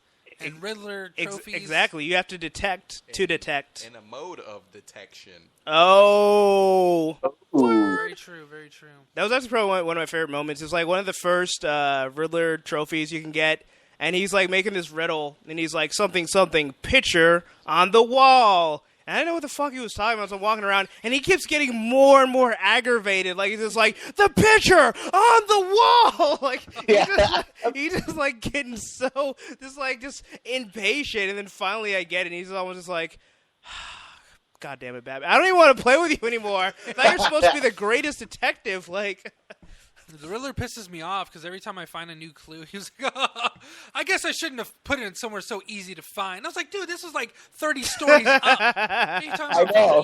How are you doing this? Yeah, no, I'm Batman, but dude, I think you're a lot smarter than people give you credit for. It's funny though, because if you think about it, like if you really break it down and all these things, like wait a minute, he really went to all these places to put these things. It's like what time did you have on your hands to do all this? Not only that, he could have escaped like 1,000 times over. Like, Right. they're in every nook and cranny of the asylum. Well, It's that's like, the whole thing. Like, I was even reading about the Riddler. Like, yeah, I mean, you could think he would escape, but like, he craves attention. So of yeah, course that's he true. wants to be I mean, he there. has nothing better to do. Yeah. I mean, Yeah, Except but escape, this is the place Riddler. clues. You could have like the cameras all over the place and just be chilling like in inside Gotham City while watching Batman do everything on the island. yeah, he's pretending like he's still in there. He's the We real have to go mastermind. back. It's just like Electro. It's my birthday. You can't see me. Well, you can see me now. Worst villain ever. Until the Green Goblin, like 2 minutes later. You're my best friend, but you wouldn't give me blood. That would kill me, and then I got it, and it almost killed me, and I hate you and your stupid girlfriend. You gotta think about it this way. Electra was smart enough to like, hey, I figured out that electricity can fix gap in teeth. Yeah, right. He should have been satisfied with that. He could have become a billionaire. Like, hey, you want me to fix the gap in your teeth? Just pay me this amount. You'll get shocked a little bit. Yeah, right. The enamel melted together. That's what happened. Put a shock to your system. Blood Ocean says the more trophies and clues you find, the more aggravated the Riddler gets. Well, apparently he also gets aggravated when you can't find his shit. I wish I had that on the Let's Play. It was so hilarious. But speaking of Batman vs. Superman, Dawn of Justice. So they're speculating that there will be a Robin, but not a boy wonder, but a girl wonder. And the thing that I saw people talking about it on, everyone was bitching. They're like, oh, why are we skipping ahead to this one? Why can't we get Tim Drake or whoever Dick Grayson is? It's like, okay, so they're doing the Dark Knight Batman, so why wouldn't they have the Robin that was in the Dark Knight? Like, to me, it makes a lot of sense. Plus, too, if you're going to dress somebody up in green booties and I don't even know, like a tiny green shorts, I'm just saying... It should probably be a female. Like, I'm sorry. Yeah. Like, and they also said that in this one, since Batman has already been doing this for like 10, 15, whatever years, Dick Grayson was already Robin, and he becomes Nightwing, and something happens between them that he's not they're not talking to each other anymore. He probably maxed out his Bat credit card. Like, you little son of a bitch. Yeah, also said there was no limit. Yeah, no limit. You know what? There's something though that I don't know. Was it one of you guys who brought it up, or I saw somebody else brought it up? I think on a comic board, where I think it was in the animated series or somewhere. Batman and Barbara had like a relationship at some point, and like that's why like he had like Dick and Barbara split up from each other. Ah, so he stimulated her bat nipples. That's what you're telling me. Courtney says, "Who wears short shorts?" She wears short shorts. Robin wears short shorts. Yeah, because apparently it's Jenna Malone who was in The daughter of Karl Malone. Sucker Punch. Oh, okay. So she finally gets to be in a good movie. Good for her. In her second good movie that I know of. Well, it shows here that she was in American Beauty and Danny Darko. Or Donnie Darko, I mean. Which... I've seen American Beauty. I have not seen Donnie Darko. Donnie's brother. Yeah. You still Darko over there, boy? I don't know. Both of those movies were good. So, okay. So she just made one bad film choice. Okay. Oh, this is the crazy chick that's in... I don't know about bad film choice. Yeah, well, I was just saying Sucker Punch. But anyway, I didn't realize good one. I didn't realize that she was the chick that's in Hunger Games. The one, I think she's the one that's like the crazy chick that had the axe. Yeah, wasn't she the one that gets nude in the elevator? Yes, she was. But yeah, okay. So we got the wrong camera angle. I know, right? Yeah. It was funny because I remember reading about how apparently, like, while they were filming that scene, like, they didn't clear the hotel and just random people walked in that elevator during that scene. Huh. So they apparently got the behind the scenes footage that nobody else got. Literally behind the scenes. Yeah. Hunger Games. The part where she like strips to like see if PETA has a penis or whatever, and he doesn't because it's PETA. He had to paint one on, but it was camouflaged.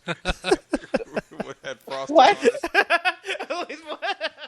I'm saying PETA sucks. It was just a sheet of sugar. Yeah, it melted in the rain. No. But anyway, now that I know who Jenna Malone is, and not the spawn of Karl Malone, I'm pretty excited because she was like the best part of that Hunger Games movie, and not because she was naked, although that was cool, but her character was such a badass. Like the part where like they're supposed to be like playing up to the crowd, like, "Hey, these are reasons why you should like me." She's just like, "Fuck you," and just like walks off. Was this the first one? And the second one. Oh, I haven't seen this. Oh, okay. Well, see it because she's awesome and she has an axe. And yeah, and she Instagrammed a photo some time ago where she had dyed her hair red, which only added to the rumor because Carrie Kelly, who's the Robin in Dark Knight Returns, has red hair. Wasn't she in Sucker Punch? Yeah, that's what I was saying at first. Talking about, yeah, that I didn't respect her film choices, and then I actually saw the rest of her filmography, and I was like, okay, you got some skill. And also, Courtney says, "Fuck the Capitol," and those guys are kind of jerks. They are kind of jerks. Yeah. But, here's the thing, because I brought this up in the latest episode, which is supposed to today of the comic bubble. Because listen, when have we heard of somebody visiting a set and they're like, "Oh, we're just visiting. We're not doing nothing for the film," and it turned out to be them just visiting? Never. Because Liam Neeson was just visiting the Dark Knight Rises set. What happened? He was in the movie. That the guy who played Havoc in Days of Future Past, he said he was just visiting the set. He wasn't in the movie. Lie. Oh. So he says that. Come on, this excuse of just visiting is not holding up. Hey, it worked for Batman and Robin. There were lots of actors and directors who visited that movie and weren't in it. Well, that was the 90s. Nobody cares about the 90s. Apparently the screenwriter didn't visit the set either. It's like, yeah, I was going to write this down, but George Clooney just recently apologized for that. Yeah. America, I apologize for Batman Keaton and Robin. He was just like, I ain't sorry for my performance. Now go see my movie, Birdman. I gave it 110%. Well, yeah, but he also doesn't follow any of the Batman movies after his for some whatever reason that he gave. Yeah, I don't watch him. He's the I don't care. Batman because he has nothing better to do. Because apparently his career is flustering so well. It's so great. He doesn't have time to watch Batman movies. Yeah. So you're saying that the Birdman movie is almost like a real portrayal of what's going on with his life? Yeah, pretty much. Like that's the first thing he's actually done that actually looks interesting. Like since pretty much Batman Returns, it's like, oh, Birdman, this actually looks really interesting. So you're telling me you didn't see the other guys? Oh, he was in the other guys. Okay. Sir, I retract that that's statement. right. He was good in that. He's dying! He kept making the TLC references. Just can't fly! Creep. Yeah. It's like, are you really, referencing TLC again? reference. What are you talking about? Okay, well, and the other guys. Don't go chasing waterfalls. Keep sticking to the rivers and the lakes that you used to. 'Cause you're gonna have it your way or nothing at all. But I think I'm moving too fast. Wah, wah, wah, wah, wah, wah, wah. So, speaking of waterfalls, the Justice League villain will be Brainiac, who has nothing to do with waterfalls. So, I don't know. Brainiac seems like a very good choice, actually. Brainwashing. Ah!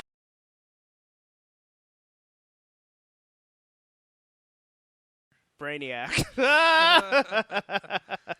But I don't know. Like, he's one of the few Superman villains where it feels like he can actually go toe-to-toe with Superman. It's not one of those where it's like, well, Superman can just punch his way out of it. I mean, Brainiac pretty much, I don't know what version they're going to do, and I don't know if they're going to use him to introduce, like, Kryptonite into that universe. Kryptonite! Yeah! Go ahead, Luis. I'm just glad we're actually getting like more people or more villains from Superman's Rogue Gallery that are not Lex Luthor. Hey, well, we do have Jesse Eisenberg. I know, yeah. But the thing is, it's Lex Luthor again. It's like I'm tired of Lex Luthor on this movie screen. Can we get somebody else? He's gonna be all like mousy and fast talking and shit.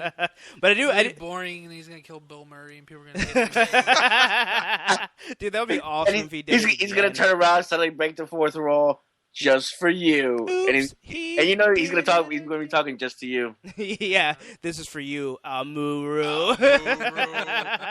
Amuru. Oh, you guys are dicks. But yeah, Luis, I agree with what you're saying because it's like of all the Superman movies they've had, it's like it's either Luthor or Zod. It's like finally, it's like you do realize there are other characters he can fight. Yeah, he has a pretty significant rogues gallery. So I think it's good that they're finally like, hey, how about Brainiac? That guy's not doing anything right now. What about Darkseid? Well, apparently it was originally rumored as Darkseid. Is it seed or side? He likes to spread his Darkseid across the... It's side. See, Darkseid! Darkseid. Darkseid. Well, I thought It's Darkseid was Darkseid. already Star Wars. It should totally be seed. Like, he's, like, spreading dark seeds. What about Darkseid? What about Dark? Kneel Dark before side. Darkseid. Yeah, it's like, in your garden.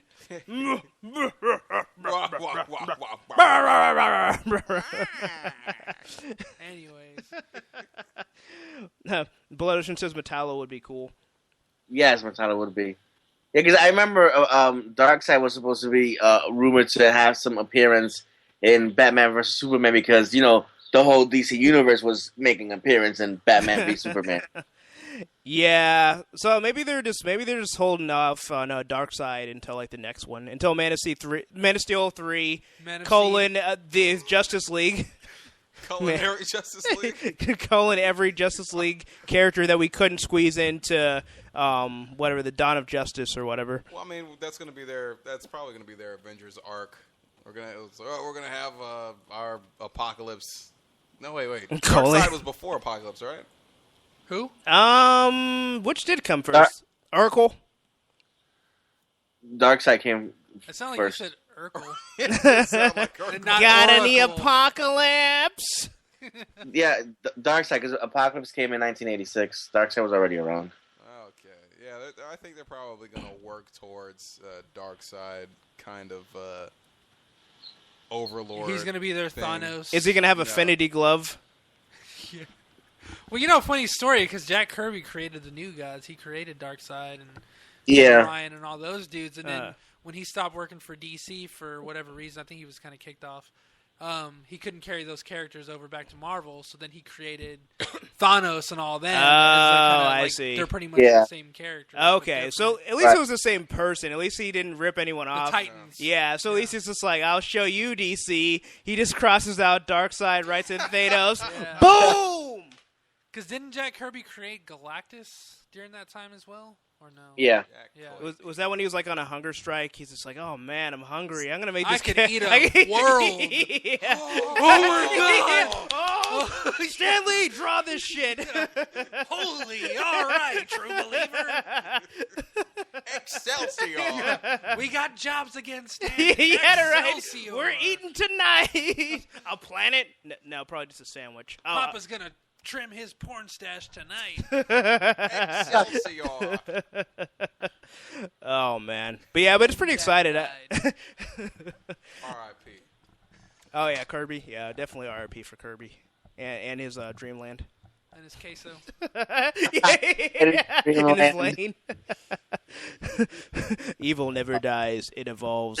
The thing about Darkseid too is that he has the better spelling of Apocalypse, because I like that one more than the way Marvel's Apocalypse spells his name. Better than proper English. For Darkseid, it's like APO, like like then it's like a KLIPS, something like that, like Apocalypse. Yeah. And then of course Marvel's the one. It's the way you regularly spell it. Yeah. I don't know. I just like that spelling better. It looks cooler. Yeah. Apocalypse, throw them bows.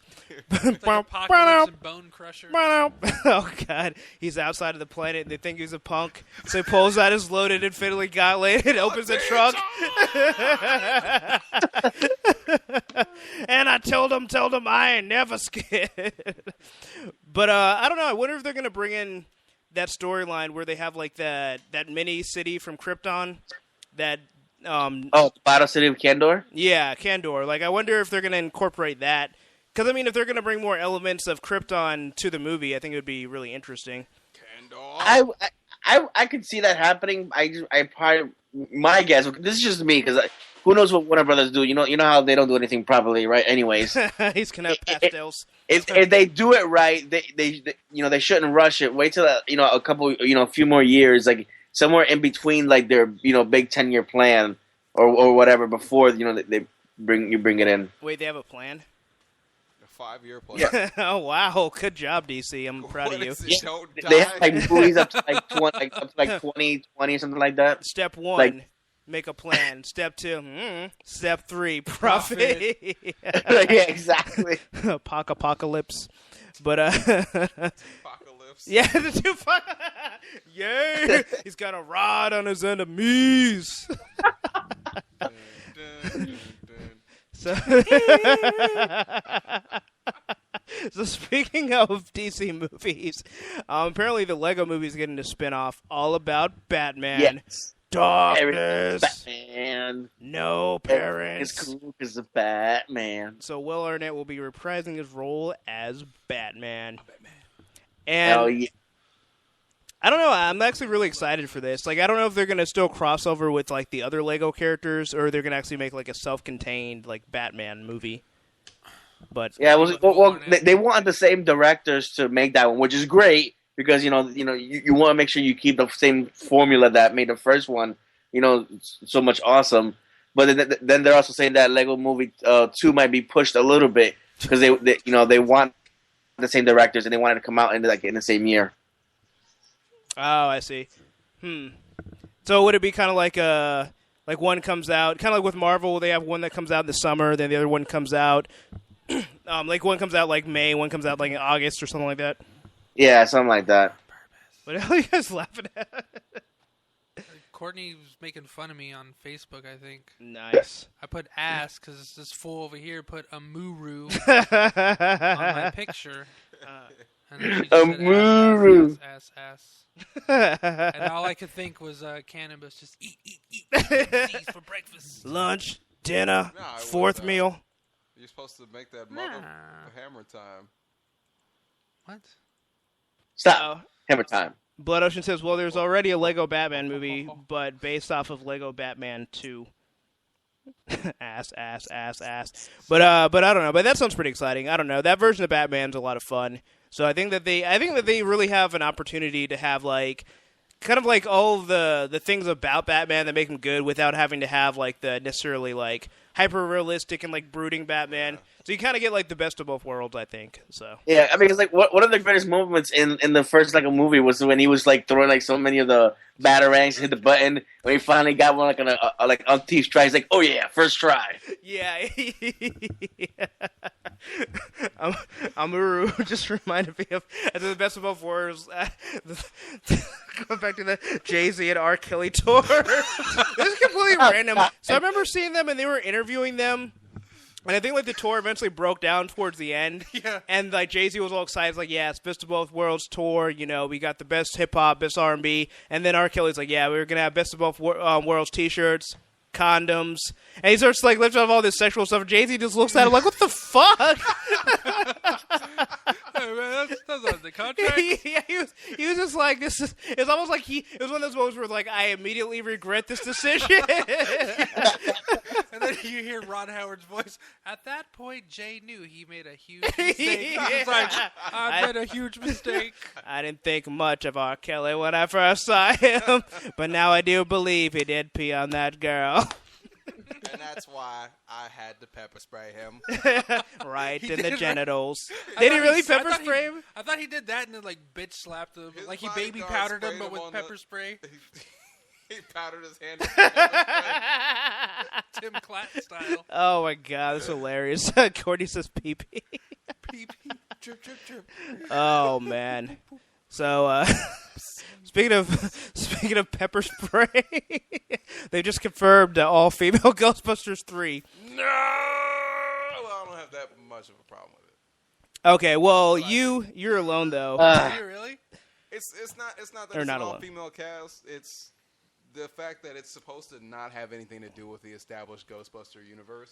But I think one of the You things know a lot of what? people need to understand is like Bill Murray has never wanted this to be made. He's like made it so difficult for like the last decade since they've actually been trying to like revive the script, and he like, oh well, I want this demand. Oh, I want Winston to have more roles, and then just like he just keeps stalling and just like, oh, I'm not available to do this. I'm doing another movie. There's just like all these things that come up, and then finally, what's his name just died? Harold Ramis. Harold RIP. Ramis. I keep wanting to call him Egon. Oh yeah. Like he's dead, so that's already one Ghostbuster down. Bill Murray doesn't even want to do it. Lev Eisenberg Maybe for that. his mind will change now that Harold Ramis is dead, and like, well, I'll do it for him or something. No, he's not gonna do that. Yeah, but exactly, so it's like that's two Ghostbusters down. So you have Dan Aykroyd, who really isn't much without the other two, and Winston, who just really isn't much. He's just black. Yeah, Ernie Hudson. And he's in 15 minutes of the other two films, Hey guys, remember me? and that's it. So it's just like, okay, well, what do you want out of two Ghostbusters if that's all it comes to? Yeah. So I mean, it doesn't necessarily have to be a reboot. And what's his name? Paul Feig, Paul Fergalicious. He's the Kevin. director. Feig? Well, his name's Paul. Is it Paul? Paul Feig. Paul Feig. Wow. But it sounds a lot like Kevin Feige. Oh, okay. That's why I was So confused. I'm gonna call him Paul Fergalicious.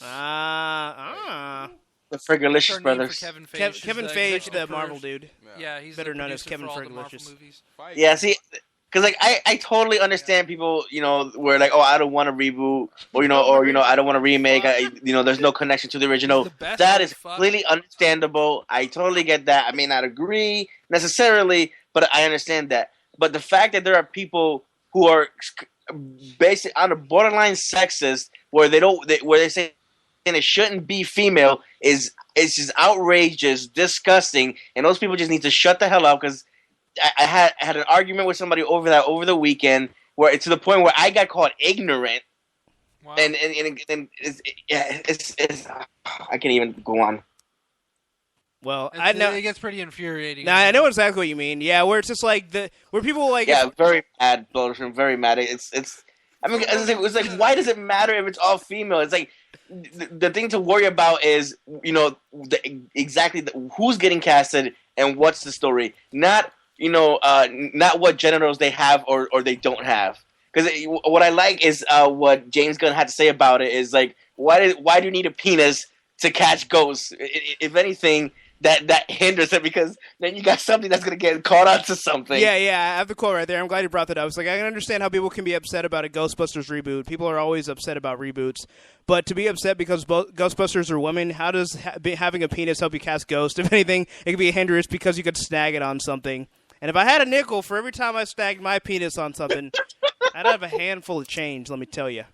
Okay, but you guys fail to remember in the first Ghostbusters movie, Dan Aykroyd's character was laying down in bed, and it was during the Petrick's Farm catching- remembers. the ghost catching montage. His belt buckle came unloose, And a ghost. It was a lady dream. It was a dream. Came down. It was a dream. And gave him ghost head. I'm pretty sure that was a dream. Can't do that with females. Well, they can still give him ghost you woman can head. do that. It's just it won't. How do you not do that? I disagree Female because Ghostbusters can still What- get orally pleasured down well, what there. you forget to mention, or what you forget is in Scary Movie 2, there was actually a ghost that had sex with one of the females that was in that movie. Yeah. So it can It's still called happen. Spectrophilia. I looked it up. Well, tell me I'm not. Yeah, see, even Courtney agrees. Thank you, Courtney. Yeah. Okay. No, go ahead. Yeah, I was Courtney gonna say, says yes, you can get a blowjob. I was just gonna say. I remember that from Scary Movie you can too. get- Like the back of her head. Was Yeah, you can get a ghost job. I think like The I redheaded mean, if you have chick. a disagreement with it being like rebooted, then Who you that's gonna like call? fine. But Ghost bitches. like Luis was saying, there's a I lot of want to people hear that are that just- song. There's a lot of people that Lil' are having Kim. beef just the simple fact that it's all female. And a lot of sexist stuff comes from that. A But lot if of you remember, sexy like, stuff. what, 3 or 4 years ago, they were talking about doing the reboot, but with Seth Rogen, Jonah Hill, and Mike Cera, like, the who's who of, like, And male nobody was happy comedians. about that either. Well, I don't know. I heard a I lot was. of good things over bad things. So we're like, oh, yeah, that'd be funny. It'd be like them passing down the torch. No, Well, they already I had didn't hear- Neighborhood I did Watch not- anyway. I heard a lot of I that. did not hear I that heard at all. I heard maybe a lot it's of because it. I felt like No, I heard it. I heard those things too. because I felt like I don't want to see Seth Rogen and Jonah Hill and Oh, Michael Cera Academy Ghostbusters. Award-winning Jonah Hill, sir. You would trust him No. as his proper title. 2-time Academy Award nominated. I thought he won the one for Moneyballs. No, I think he was only nominated. Yeah, Oh. he was nominated. He hasn't got one over Leo yet. Okay, because I totally thought Yeah. that he did. I thought that's what the real No, irony was. Yeah, he's just been nominated twice. Oh, well, fuck that guy He was then. nominated for Moneyball, and he was nominated for supporting actress for Wolf of Wall Street. Yeah, So he didn't even get the Quaalude Award. He did not. not even the Quaalude Damn. I Award. think taking a Quaalude only- is an award in itself. So yeah, like my issue with the Ghostbusters reboot is like I was excited at first that there was actually something the wheels were moving on this project, and Go round as and far as an round, all-female round and cast round. goes, I was like, as long as we get something that is related to Ghostbusters, and then I was like, I don't want like Melissa McCarthy. Yeah. See, I've heard a lot of that. Like, I don't either. I think I respect that more than just like, okay, if you don't want that actor because you don't think she's funny or you think she's oversaturated. The same reason why people don't like Seth Rogen because they feel I love Seth Rogen. I think he's funny, but Me too. a lot of people don't like him because it's like the Dane Cook thing where like there's just too much of this dude, and I really don't Right. think he's that fucking funny. Yeah. There's a lot of people like it was the same thing with Will Ferrell when Will Ferrell was at the peak of his career. A lot of people just were like, "This guy's incredible," and then you had the detractors. It's like, "Fuck this guy," he's just not fucking funny. I don't want to see him in every fucking movie. I would rather see someone else in Step Yeah. Brothers or Well, I mean, the something thing like is, that. they all have the same mentality of they play either the same character, or very similar characters. So it's like if you love Will Ferrell, you're gonna love pretty much all of his movies. But if you Yeah. hate Will Ferrell, you're gonna probably hate all of his movies. Yeah. And yeah, Melissa McCarthy is pretty much the same way. Except for Everything Must Go. It's a good movie. Yeah, I haven't seen that one yet, but I do And hear good things Stranger about Than it. Fiction. Yeah, Stranger Than Fiction, true. Dap. I mean, like these actors, they have a lot of range. But my issue with Ghostbusters is that the way that comedy was in the '80s, it's not like that anymore. And At it's, all, it's at hard. all. It's difficult to like recreate that, and that's also my fear with the Naked Gun reboot that's supposed to be coming up soon. Oh, I God. forgot. Oh, yeah. Why did you remind me, man? Womp womp. We forgot about that. You make a good point because then the other thing is, well, whether you want to realize it or not, Bill Murray don't. was like the main guy. Yeah. Whether it was a team Yeah. effort or not, he was the main person. Like Harold Ramis helped make Bill Murray's career, and that was when Ghostbusters 1, 2, and arguably Groundhog Day were the 3 movies. Which, well, we'll get into another thing, but Groundhog Day was the reason why they stopped talking for like the last 20 years. They're still stuck on that day. But people, there's not very many people like Bill Murray, or in that sense, even like Peter Sellers, or even Will Ferrell. Those are 3 of my favorite comedians, but they're all guys that when they're on the set, they improv the fuck out of what they're doing. Yeah. And a lot of that actually comes out in the movie. Some people don't like it, some people do, but I think that makes for like great comedy moments. It's like if you remember when they're trying to catch Slimer in the banquet hall in the first movie. I got slimed. Yeah. Well, no, that's not the only part. There's a part where they're making a whole mess. After He didn't just get slimed. After the manager tells him not to make a mess. Yeah. And Bill Murray, or Peter Venkman, he sees a table that's still in tip-top shape.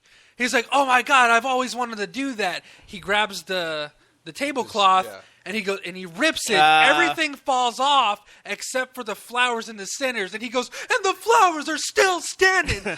All of that was improv. Yeah. All of it made the scene. All of that made that movie. And there were so many scenes like that in that movie. And then you have like other people like Dan Aykroyd, Harold Ramis. They're just sticking to the script. They're just being their guys. Yeah. But a lot of that movie was like, well, a lot of it was Harold Ramis. But a lot of that, what people remember the memorable moments were from Bill Murray's portrayal as Peter Venkman. It's like, you can't. You'd have to have somebody like Venkman, I think, even in the Ghostbusters reboot, to make it as good. And you have to have someone that can do that improv and do it naturally and have like all these like incredible scenes that they're just kind of making off the top of their head and have it actually make the cutting room floor for the final version. That happens for a lot of movies, but the thing is like we're trying to replicate that style because Bill Murray's style, and I mean, you know, Dan Aykroyd and Harold Ramis, they wrote the movie. Yeah. And Harold Ramis was always a straight man to Bill Murray's Bill Murray. Right. And it was just in like, I guess whenever you look at Ghostbusters, you look at all these other movies, Airplane, you look at, well, maybe not Airplane so much, but the majority of the comedic parts come from a kind of authentic. There's something authentic about it, and it's not like just with we'll take Bridesmaids for example, where you have every character is like an extreme version of whatever they're trying to portray. Yeah. So a lot of people thought Bridesmaids was just like a chick's version of The Hangover. Yeah, I love Bridesmaids. I like it too. Yeah. But it was there was so much shouting, and the writing was like the writing is I don't know. It's just different. I don't feel like they'll be able to capture that with Ghostbusters with a new cast. I feel like as far as the improv goes, I feel like what Jay is really saying is we need Will Ferrell being Ghostbusters because he is the improv king with the wig on. The meatloaf. Fuck. We need to bring back Rick Moranis out of well, it's like okay, so like Courtney says, like it doesn't have to recreate 80s humor. It's like, and it doesn't. You just need somebody that has that kind of comedic leadership to where they're not all just. I mean, there's one thing to have them all feeding off each other, and that makes like for great comedy at the end result. But if you have somebody actually leading and then just kind of bringing everyone else with them, and then letting them kind of feel comfortable and just making this like creative super team. Mm-hmm.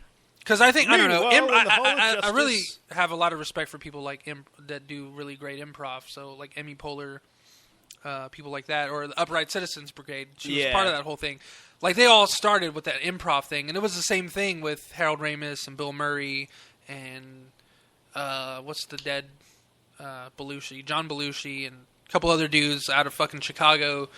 We're all doing improv. And all these guys started Saturday Night Live. And then when you had this new like crew in the 90s, you had like Will Ferrell and a couple other people like that, and they were all kind of like the same vein. And then you have like Amy Poehler's been around for a long time, but she only recently got like famous after I think like Baby Mama. I know her stint on SNL in the was it mid 2000s, early 2000s. So maybe like the last 10 years she's really been like super relevant. But these are all incredible improv comedians, and I think a lot of people don't realize that their improv is what really makes them funny, because like they can read a script and then in their head they're just like, I know how I'm going to make this better. Yeah. Or all of a sudden it just happens. And it's like when you really think about it, you're just like, maybe they weren't even thinking about how fucking funny. It just kind of came to them because that was natural, but that makes the scene feel that much more natural. So it just seems like, oh man, I'm just watching this dude being funny instead of like reading off a script. Like if you would have someone like Bradley Cooper being funny, he's a funny guy, but it's like if he just reads the script like he was with Rocket, it's just like delivered comedy instead of just like made up on the spot. I thought he improv'd all those lines. Yeah, he improv'd all of them. I was just talking out my ass. He's actually half raccoon, sir. He's actually half raccoon. That's how he got that. That's how he got that hair in American Hustle. He digs through That's why it's so curly. pubic hair. Ridiculous over here. Nicolas Cage. But Blood Ocean says Bill Murray and Melissa McCarthy actually have a new movie together called Saint Vincent, and he yeah, which I won't be seeing, but it's good to know. It's not like a super comedy movie. It's kind of like Every other Bill Murray movie that's come out in the last decade. maybe. They're not super comedy. They're like niche comedy movies. Yeah, it's, Well, kinda, like it's like the- life comedy. The Wes Anderson movies or whatever. Well, those aren't really comedies. I don't know. I think They are. what was that last one that came Yeah, out? they aren't. The Budapest Grand Hotel was Budapest definitely Hotel? comedy. Like, there's no other way to slice it. It was Grand Budapest? yes, that I was haven't seen that one yet. okay. Well, That was a comedy. great movie. Yeah, I liked it a lot. They're all great movies. Well, I haven't seen all the other Bill ones. fucking Murray. And then not dead Bill Murray, thanks to Eisenberg. So our next topic, just going into the realm of video games, since Save File Corrupted is, temporary hiatus. But basically they're talking about, so basically, people have been wanting a Darkstalker sequel, an Onimusha sequel, Dino Crisis sequel, a Mega Man sequel, pretty much anything that isn't Street Fighter or Resident Evil or what's that other zombie one? We need to get that Crisis. back to Mega Man Legends 3 sequel that Yes! freaking Capcom. My man, Bastards. right That there. was canceled like, 4 or 5 My years ago? eyes. For the freaking 3DS, or is it 3DS or DS? Yeah, What- 3DS. 3DS. They had how much of it did they have running? 'Cause I know They think they was almost complete. 'cause I know- Or something like that. It was like, or at least halfway. Yeah, because I know they had the demo up and ready to go, and it Yeah. it never came out to anybody.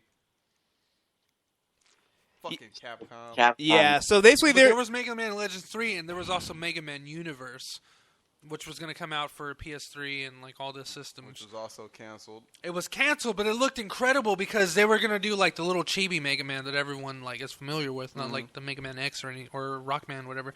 But it was going to be like whatever. I think it was side scrolling or something, but it was going to be every like Mega Man ever in this whole Wolverine. thing. Yeah, but not. It was going to be like every Mega Man character, every incarnation of Zero, I think, and then they were even going to add in other Capcom characters. And in the opening commercial, I'll try to find it and post it and link it. But they had Ryu in it, like a little chibi Ryu that looked like Mega Man, but it was Ryu.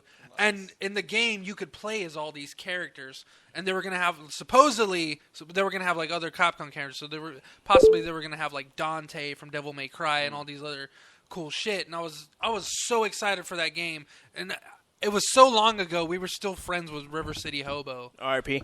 when we were talking about it and fangirling about it, and it was just like, oh, this game's gonna be good. And then like 6 months later, it's like, oh, all these Mega Man games are being canceled. I was like, why? You know? They pretty much just took him out back and shot him. Yeah, It was so ridiculous. the guy that was working on Mega Man Legends 3, he's like, you know what, I'm out of here. See ya, Capcom, and he went to make his own version of Mega Man, which is Mighty Number 9, which looks great. Oh, Kamiya? Yeah, I thought he had already Inafune, left. Yeah, he got. Well, they blackballed him from doing anything involved with Mega Man. Yeah, which is He better lay low. Which is funny because he kickstarted Mighty Number 9, made like $5 million off of that to get the game going, and then he even reached out to Capcom and said like, "Hey, I can just rebrand this as Mega Man and give it to you guys, and we can make some money." And they never responded. You're like, how about Yo. we put our balls on your face and you get back to us? Like, we're gonna make that money back by putting Mega Man in the new Super They Smash were like, Brothers. "Yo, eat dick, Inafune-san." I don't know. Capcom are ridiculous. But, yeah, so basically they're like, okay, so all those games you've been wanting that we haven't given them to you, the reason why is if you don't go double platinum, you ain't getting a sequel. So you got to sell 2 million copies or you ain't getting shit. Apparently Street Fighter Cross Tekken sold 1.7 million, which for a game that is complete shit, that is very impressive to sell that much of complete shit. So they're like, it was like 0.3 million shy of getting a sequel, which I can't even imagine if they had gotten a sequel. let me get this straight. Capcom is basically the video game industry version of Fox. Am I right? Yeah, pretty Well, much. That's debatable. I think they're even worse than Fox. That's only when it comes to Mega Man. Well, no, because they have so many other properties. Onimusha just completely dead. Well, that one ended with 4, right? But I mean, it never even made it to next gen. Dino Yeah. Crisis. Yeah. Who doesn't want to play Resident Dino Evil? Crisis lived and died on the PS1. I don't know. I feel like they have. I think they also have like Metal Slug or something, but they have all these other titles. And then of course, to me, Darkstalkers especially. Like it's like Morgan has been in like every single Verse game. They literally reused the same sprite for over a decade. The same sprite from a 1996 game in a game that came out in like 2010. Not only that, but like SNK redrew all their characters for that game. Yeah, SNK vs. Capcom. Yeah, they redrew every character. Every single character except for her. Well, no, SNK redrew all their characters. Well, they redrew all the Street Fighter characters too. No. For Capcom SNK, at least for Part 2. Okay, no, Ryu and Ken they redrew. No, those are the Third Strike versions. No. I guarantee you, I will boot it up right now. They did review it. They did. Are they you did. sure? Yes. Okay, well, I know at least the other, like Chun-Li and Yun. Okay, those I will those are the concede Third that Strike point. Yeah. versions. And then other characters, some were like redrawn. Yeah, because Sakura was taken from Alpha. Yeah. Some were taken just from like their respective franchises and just kind of like thrown in there and like semi-touched up, just to kind of look similar to all the rest. Yeah. And then Morrigan, they were just like, I just want to finish these bag of Cheetos. Yeah, no, right. So... We've had a long day at the office today. I want to get back and do the Ultimate Pong Championship or whatever. I got to masturbate, so... I got some tentacles with my name on them. But it was like literally like they put her sprite in there and you can see like the pixels like around the silhouette of her character. And it just looks ridiculous. Like it's even her fireballs and her fireballs are all the fireballs look good, but like they didn't bother to actually redraw the actual character. But yeah, Capcom has a habit. But anyway, my point is like she's been appearing in all these games. It's like most people that are playing these games probably don't even remember the game that she came from because it's been so long. Yeah. Like I think it was like the original PlayStation had these games on them. Yeah. You know, and they never even tried to... I mean, they released, like, the collection. It's like, well, the collection didn't do good enough. These games are fucking old. Like, at least... Power Stone. That's another one. Awesome 4-player fighting game. Oh, man. I remember Power Stone. That was one of my favorite games when I played in the arcade. Yeah. People that don't remember Power Stone remember Power Stone. Yeah, Power Stone... yeah, Power Stone was fantastic. And it's like, Capcom has all these games that they're sitting on... And they just won't do anything. It's like they need to revive Power Stone, man. Yeah, I mean, there's like a laundry list of like great games, and they're like, well, you didn't sell 2 mil, bitch. You ain't coming back. And it's just like, well, and then it's like, then they wonder why. Well, we're close to bankruptcy. Gee, I wonder why. Because you're not doing anything. It's like DMC sucked. Resident Evil 6 sucked. Yeah. I never played Dead Rising. I never heard what people thought about Dead Rising 3. Yeah. So I'll just say that one was good. The only person that I knew that played Dead Rising was Carl the Cow. Oh. And he liked it. I know he liked 2, but then we kind of fell off. I only talked to him once, 6 weeks ago, and that was just to say, like, he didn't like the mobile armors in Dynasty Warriors Gundam. Oh, I see. That was it. And I was like, all right, cool. Well, I like it. I think this one's awesome, and then I never heard. That's right. It was like, how dare you? I was like, oh, fuck this brown asshole. I'll show you. I'll show you, awesome. You guys were talking about Power Stone when I was in the can. Yeah, you got to take the power out of the can. But yeah, like, Power Stone's another great game that is like, you can't tell me like in next gen graphics, 4-player, just fun. Like PlayStation R Stars came out and was garbage. It's like, but that same type of magic they were trying to capture was already there in Power Stone. No. Like, you can't tell me that game wouldn't sell like crazy. And it also helps bridge the gap with, like, because they could throw in, like, Street Fighter characters, maybe even do, like, a Capcom All-Stars, but with, like, the Power Stone, like, mechanics, where it's, like, it's closer to Smash Brothers and, like, it's a pick up and play, but then you can also do it, like, more competitively. And you don't have to be like, well, I've been playing Street Fighter for 10 years and I can do all the moves, like, where people, have problems with that. But I don't know, it just seems like a good gateway game. Yeah, just forward and B. Yeah, so I don't know. It's just really frustrating that Capcom does what they do with, like, such excellent franchises. Well, that was the other thing. It was like, well, I mean, they're even bad at marketing. I forget what we were talking about recently on the Refugees of Spill page, but it had to do with what Capcom was doing. Like, someone was sick of all their different versions of Ultra Street Fighter, but we can't get a new whatever other franchise game they have. It was the same debate we're kind of having now. And someone's trying to use the Devil May Cry series as an example, and they were doing it poorly. And I was like, okay, well, you got it wrong. Yeah, it was just like bad marketing. Where like a game like what was it? One of these new games that came out, and then Sengoku Basara, Samurai Heroes. They renamed it. They called it a Samurai Kings in the States. But it's a huge game in Japan. And I remember playing the demo. It was a lot of fun. It plays like Dynasty Warriors. Well, of course. Yeah. That's not fun to me. Well, anyways. Good. It's a huge game in Japan. It's a huge series franchise. So they kind of started marketing it here in the U.S., but then they just kind of stopped. Yeah. And they renamed it so it didn't have that crossover appeal because people were just like, well, what the fuck is Samurai Kings or Samurai Devils or something like Devil Kings, something weird like that. Samurais May Cry. Just this weird name that you can't really get behind. It sounds like a really bad punk band. And now, Samurai Kings. I'm leaving. Yeah. Are you ready to rock? Amuro's here.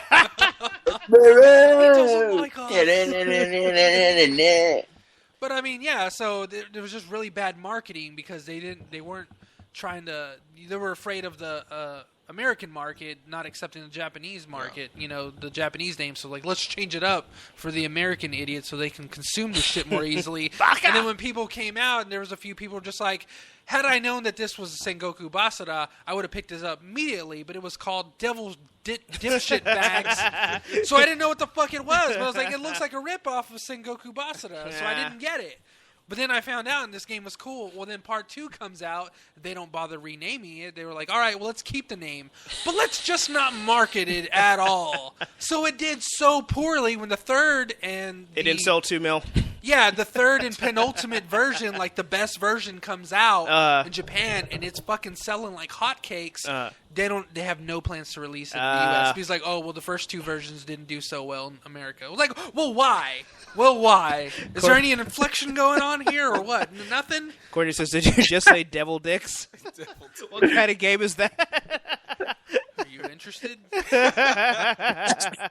think that whole thing had to do with Capcom's restructuring a few years back, and a lot of Japanese game developers were kind of going through this phase where the games that they would put out in the West just weren't selling. Yeah, because you had your Halos, you had your Fallouts, you had your BioShocks, and these things, Western developed games were selling like hotcakes. Yeah. And Capcom decided to, okay, let's stick to the games that we know sell. Yeah. Resident Evil, Devil May Cry, Street Fighter, those are like the basic ones. And then they had goals. It's like if Resident Evil 6 doesn't sell 6 million, I think was what they were going for. They were going for 5 or 6. They're all going to commit seppuku. All their games that from 2008 to 2012, I think.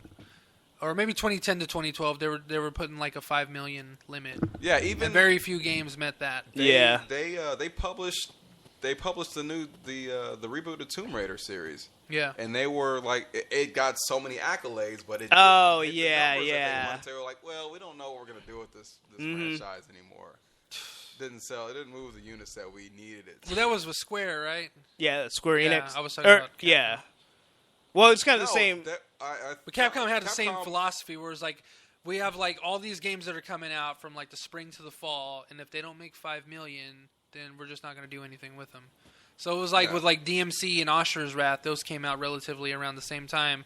And Asura's Wrath, I think it was slated to make 5 million, barely even pushed 1 million. They were like, all right, well, let's push it down to like 1.5, and it made like 1.4.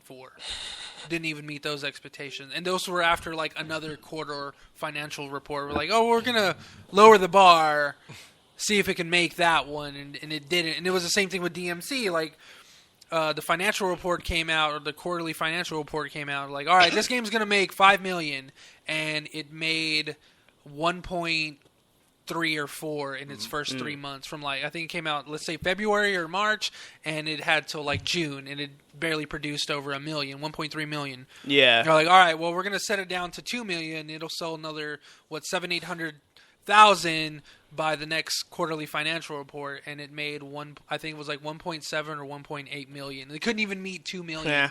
They were just like, we don't know what to do. It's like, well, don't alienate your fans. Yeah. So here's a question. So basically, When Hideki Kamiya left, that was before all these other games came out, correct? Well, it's Kamiya and Inafune, yeah. Okay. They both left. So basically, once they left, like, Capcom just went to shit, is Pretty what much, it sounds like. yeah. Because they haven't released, like... Well, Kamiya left because he was just like, I don't want to be restricted. Inafune, I don't know why he left, but I know He got blackballed. Yeah, he got blackballed. He got blue balled. But I know The blue Kamiya baller. left because it was kind of. I mean, maybe he was also getting blackballed, but I know it was actually a dream of his to like work for Sega, and he had that opportunity to make Bayonetta, so he started his own studio, and we're like, all right, well, let's go work for Sega. So that's what he had been doing, and then after Bayonetta, they kind of blackballed him.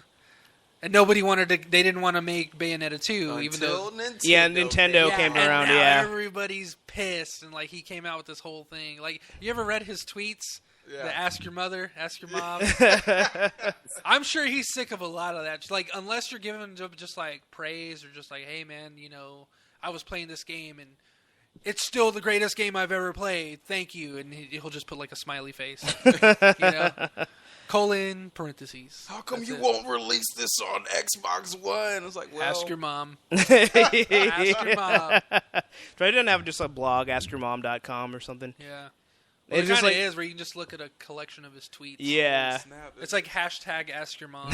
There's like Nice. 2 weeks before Bayonetta 2 comes out. Yeah. Nice. Yeah, Blood Ocean's been posting a lot of stuff on Yeah, that. it's I've been have reading Bayonetta it. 1 packaged with it as well. Yeah, I saw that. I was like, 2 oh my god, complete 1 and games 2. for $60. It's a lot of Bayonettas. A lot of Bayonetta. And like, well, this whole time they've been making Bayonetta 2, they were like, all right, let's port Bayonetta 1 while we're at it. Which makes a lot of sense. I don't know why EA, as big as a company that they are, didn't do that with the Mass Effect franchise on the Yeah. on the Because they're assholes. I thought they did with 3, didn't they? Wii. No, they just released 3, and then whenever the trilogy set came out for Right. PC, Xbox, and PlayStation, they were like, those Wii kids, they're fine with 3. Yeah. Yeah. Asshole lilies. Blood Ocean says that Bayonetta 2 demo, though. demo. Oh, Apparently that's good. Thank you for telling me, because I had no idea the demo was out. I'm going to download that immediately. So that's why it pays to listen to Straight Outta Austin. You find And things Blood like that. Ocean. And Blood Ocean 07. Oceans of blood will flow with Bayonettas. I would imagine they would. Good one, by the way. Beautiful Joe. It was such a great original franchise. Capcom. Oh, I missed. I played both those games. I loved it. I miss it. It was so unique, and the way that it was, Yes. the breaking of the fourth wall kind of thing. With he was just such a happy hero. Yeah. Yes. Well, that was the thing with Kamiya. Yeah. A lot of Did those it- franchises that he had created for Capcom, they all just kind of took a poop. Yeah. Like Resident Evil, Beautiful Joe, Devil We May need Cry. we need Beautiful Joe 3. Animusha. Yeah, we What's the one do. with the dog? Okami. They Oh, they yeah. re-released Okami like 5 times. Yeah, that's how good that game is. Yeah, But I but they mean, didn't make a sequel. They never made a sequel. Obviously, the demand is Well, there. that's But the I mean, Capcom way. They did the same thing with Marvel vs. Capcom 3. I think they were. I think they were secretly still working on Marvel 3. Like they were like creating a few characters. Maybe they were still working on the engine. But then they had released Marvel 2, and all these like rumors started happening. So then Marvel 2 comes out on PSN and Xbox Live, and everyone's like, "Yeah, finally! No longer do we have to like." Go through eBay or go to Spend, fucking like, $80 GameStop and for spend it. $80 to $130 for a PS2 copy of this fucking game. Yeah. We can finally, get it for $15, decent. And as soon as it came on, I fucking bought it. As soon I as I wanna got a take PS3, it for a I ride. bought it. And then, that was like, that was what, 2007, 2008, and then the following year in the spring, Marvel 3 was announced. Or no, it was announced whatever. It was announced the same year 300 after Marvel 2 Marvels. comes out. Because obviously the demand was there and sales were through the roof for Marvel Yeah. 2. But I mean, that was such an anticipated game, and the game that people had all. I mean, Marvel, Capcom, the best of the best versus the best of the best. Of the best. Yeah. Of the So best. it's Sir. like, of course, that game's going to be great, and it's not like Darkstalkers where it's like this niche little game. It's Yeah. like everyone played Marvel and Capcom. Everyone wants to see their favorite comic I book see. I heroes still need to get 3. fight their I favorite never got Capcom it. franchises. Someone should get me 3. Who's gonna be kind enough to get me 3? Go ahead, everyone in the chat. Raise your digital hands. Hey, my birthday's coming up next month. Wink, wink, hints, hints, nudge, nudge. I'm going to get you the best of Rob Liefeld collection. It's going to come in a Oh, giant I pouch. thought we were friends. I'll give you a downloaded copy of my RLS commercial. He's going to give you an autographed copy of that commercial. So the next a commercial that I wrote myself, and then I'm just gonna. That's like regifting.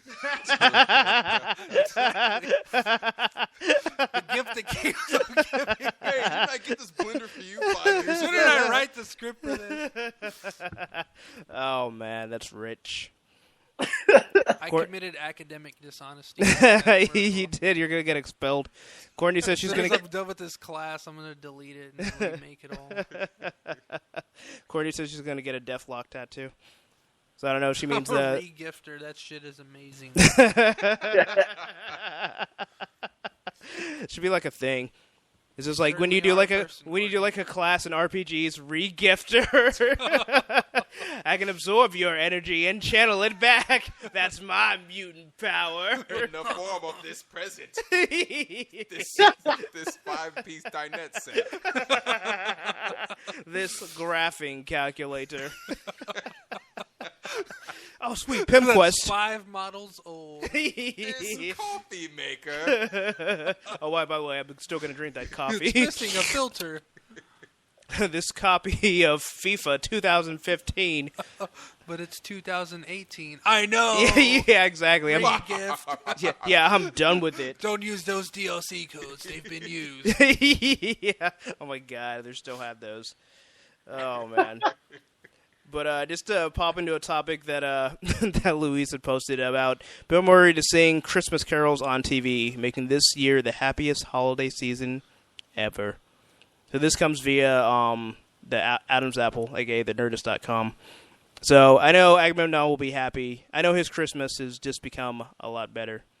Jesse Eisenberg's gonna shoot him on He's gonna be like Abraham Lincoln. He's gonna be sitting there. And he's gonna just come up and shoot him in the back of the head. All right. You John guys Wilkes are Eisenberg. right now. What's his face look like? What does Amura's face look like right now? I can't Tears. see it. I don't even know what's going on. It's like when you see the anime characters and they just have like I those just heard, river of like, tears this coming is gonna out. be Dave's best Christmas, and then Jesse Eisenberg's gonna shoot me in the head. I don't know where this is coming He's just from. gonna come in there. Oh, boom! And Bober's like, boom. the only things I regret besides Garfield is not making the Ghostbusters sequel. Yeah.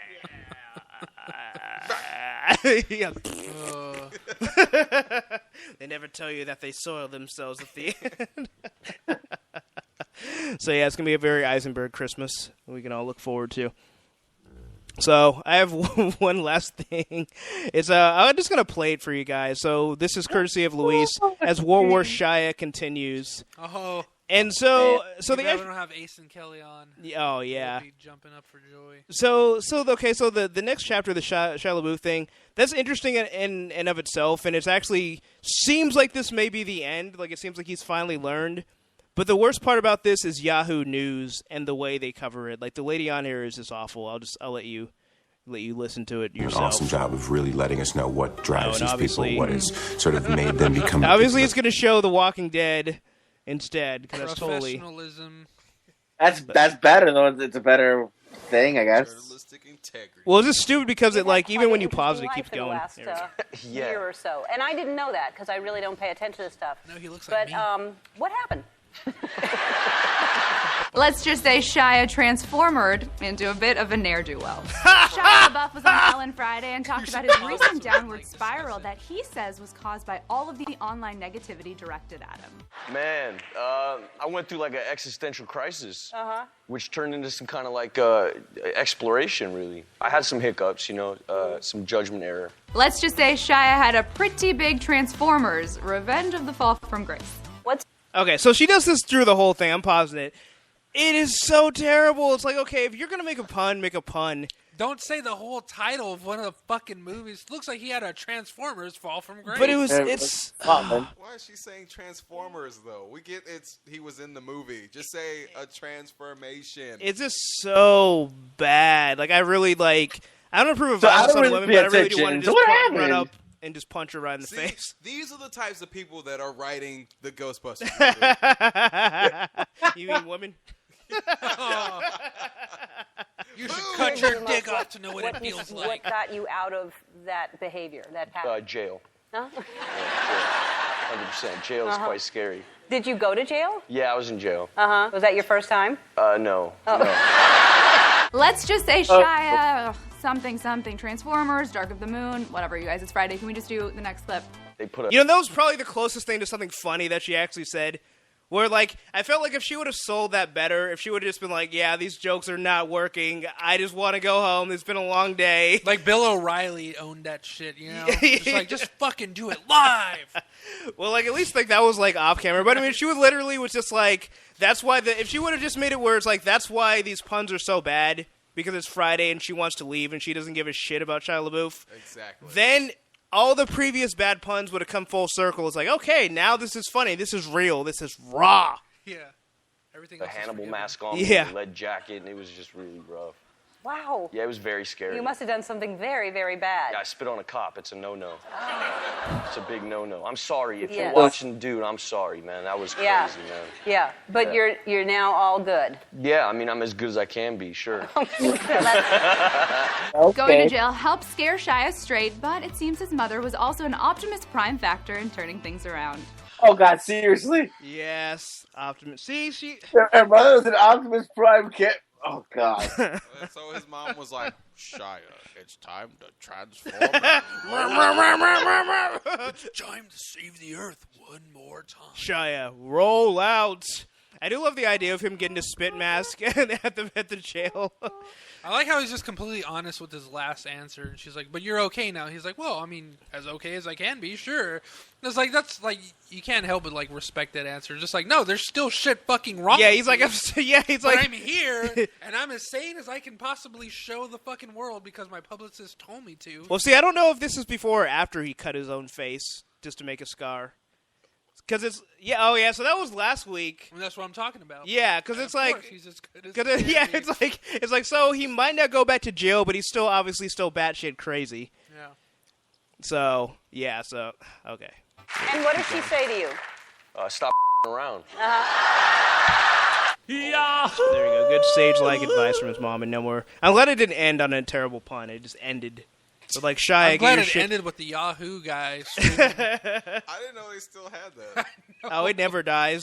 It You multiplies. got- Nostalgia just punched me in the dick.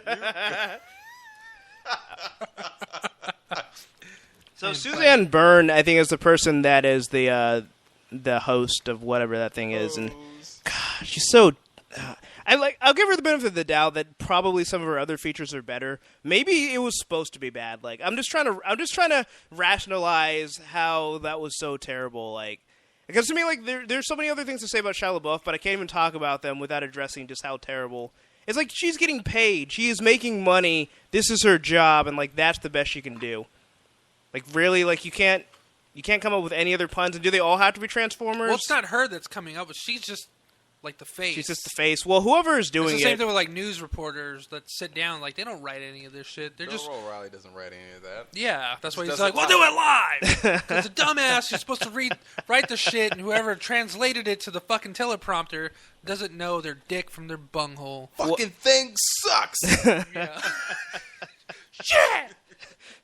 Courtney says LaBeouf, ass hot, spankable. Well, no one's really disagreeing or I am. agreeing that, That's but some fury right there. I think it's just like, yeah, he's crazy. Yeah, that's more the issue. I don't know, but I do love the idea that I'm like, okay now. No, he's not. well, I robot, but yeah, maybe he's more okay. Maybe he's like, I don't know, because it's like okay, the whole. I don't even know because A Hannibal mask on him was like for spit. I mean, okay, I know spitting is a no, but really, spitting is so bad that you have to put a Hannibal mask on you. Well, this is you have to do something else for they that to spit happen. on an officer. It's probably a spit mask. Yeah, I don't know if it well, was a Hannibal apparently mask. there's different kinds of masks because they had You can one. still spit through a Hannibal mask. Yeah, I mean that's actually terrible for preventing spitting because there's holes in it. But yeah, that's what they do at correctional facilities. If you spit on somebody, if they assume that you're going to spit, they're going to put a mask on you to be able to block. But the and catch mask the looks spit. like a hairnet, like Yeah. the lunch lady wears. Well, at least the ones we have at our jail. I know different facilities are going to have different stuff. All right, but okay, but either way, the way he described it, it's a Hannibal mask, and like you said, it has holes or whatever for you to still do that. So I don't know. It's just. I mean, that was probably just the best reference he could get. I'm sure it didn't look like a Hannibal mask. All I know is Shia LaBeouf spits on me. I'm whooping He's his an actor. ass. He has Like to he's paint a gonna, picture. like a Hannibal mask is gonna be the least of his problems. He's gonna go back. He's gonna go to the set of his new movie and be like, "Oh, you got more scars on your face." Be like, "Yeah, I spit on this dude when I went to jail in Texas, and it didn't go well for me." Or maybe that's what he wants, to get more into the role. Maybe that's how he was preparing for his role. He's like, "Hey, I want to get some scars." Take that, officer. Yeah. And the officer was just like, "That's He did cut his face in for Fury. yeah, He's a method actor. yeah." Maybe he was preparing for a One role as an of inmate. those way over the line method Just pick actors. one of the officers that isn't going to make the news for beating a. I feel like that citizen. officer probably just got like his feelings hurt. It's like, bro, I love. I holes. just, yeah. He's like, remember you when you were Louis Stevens. yeah.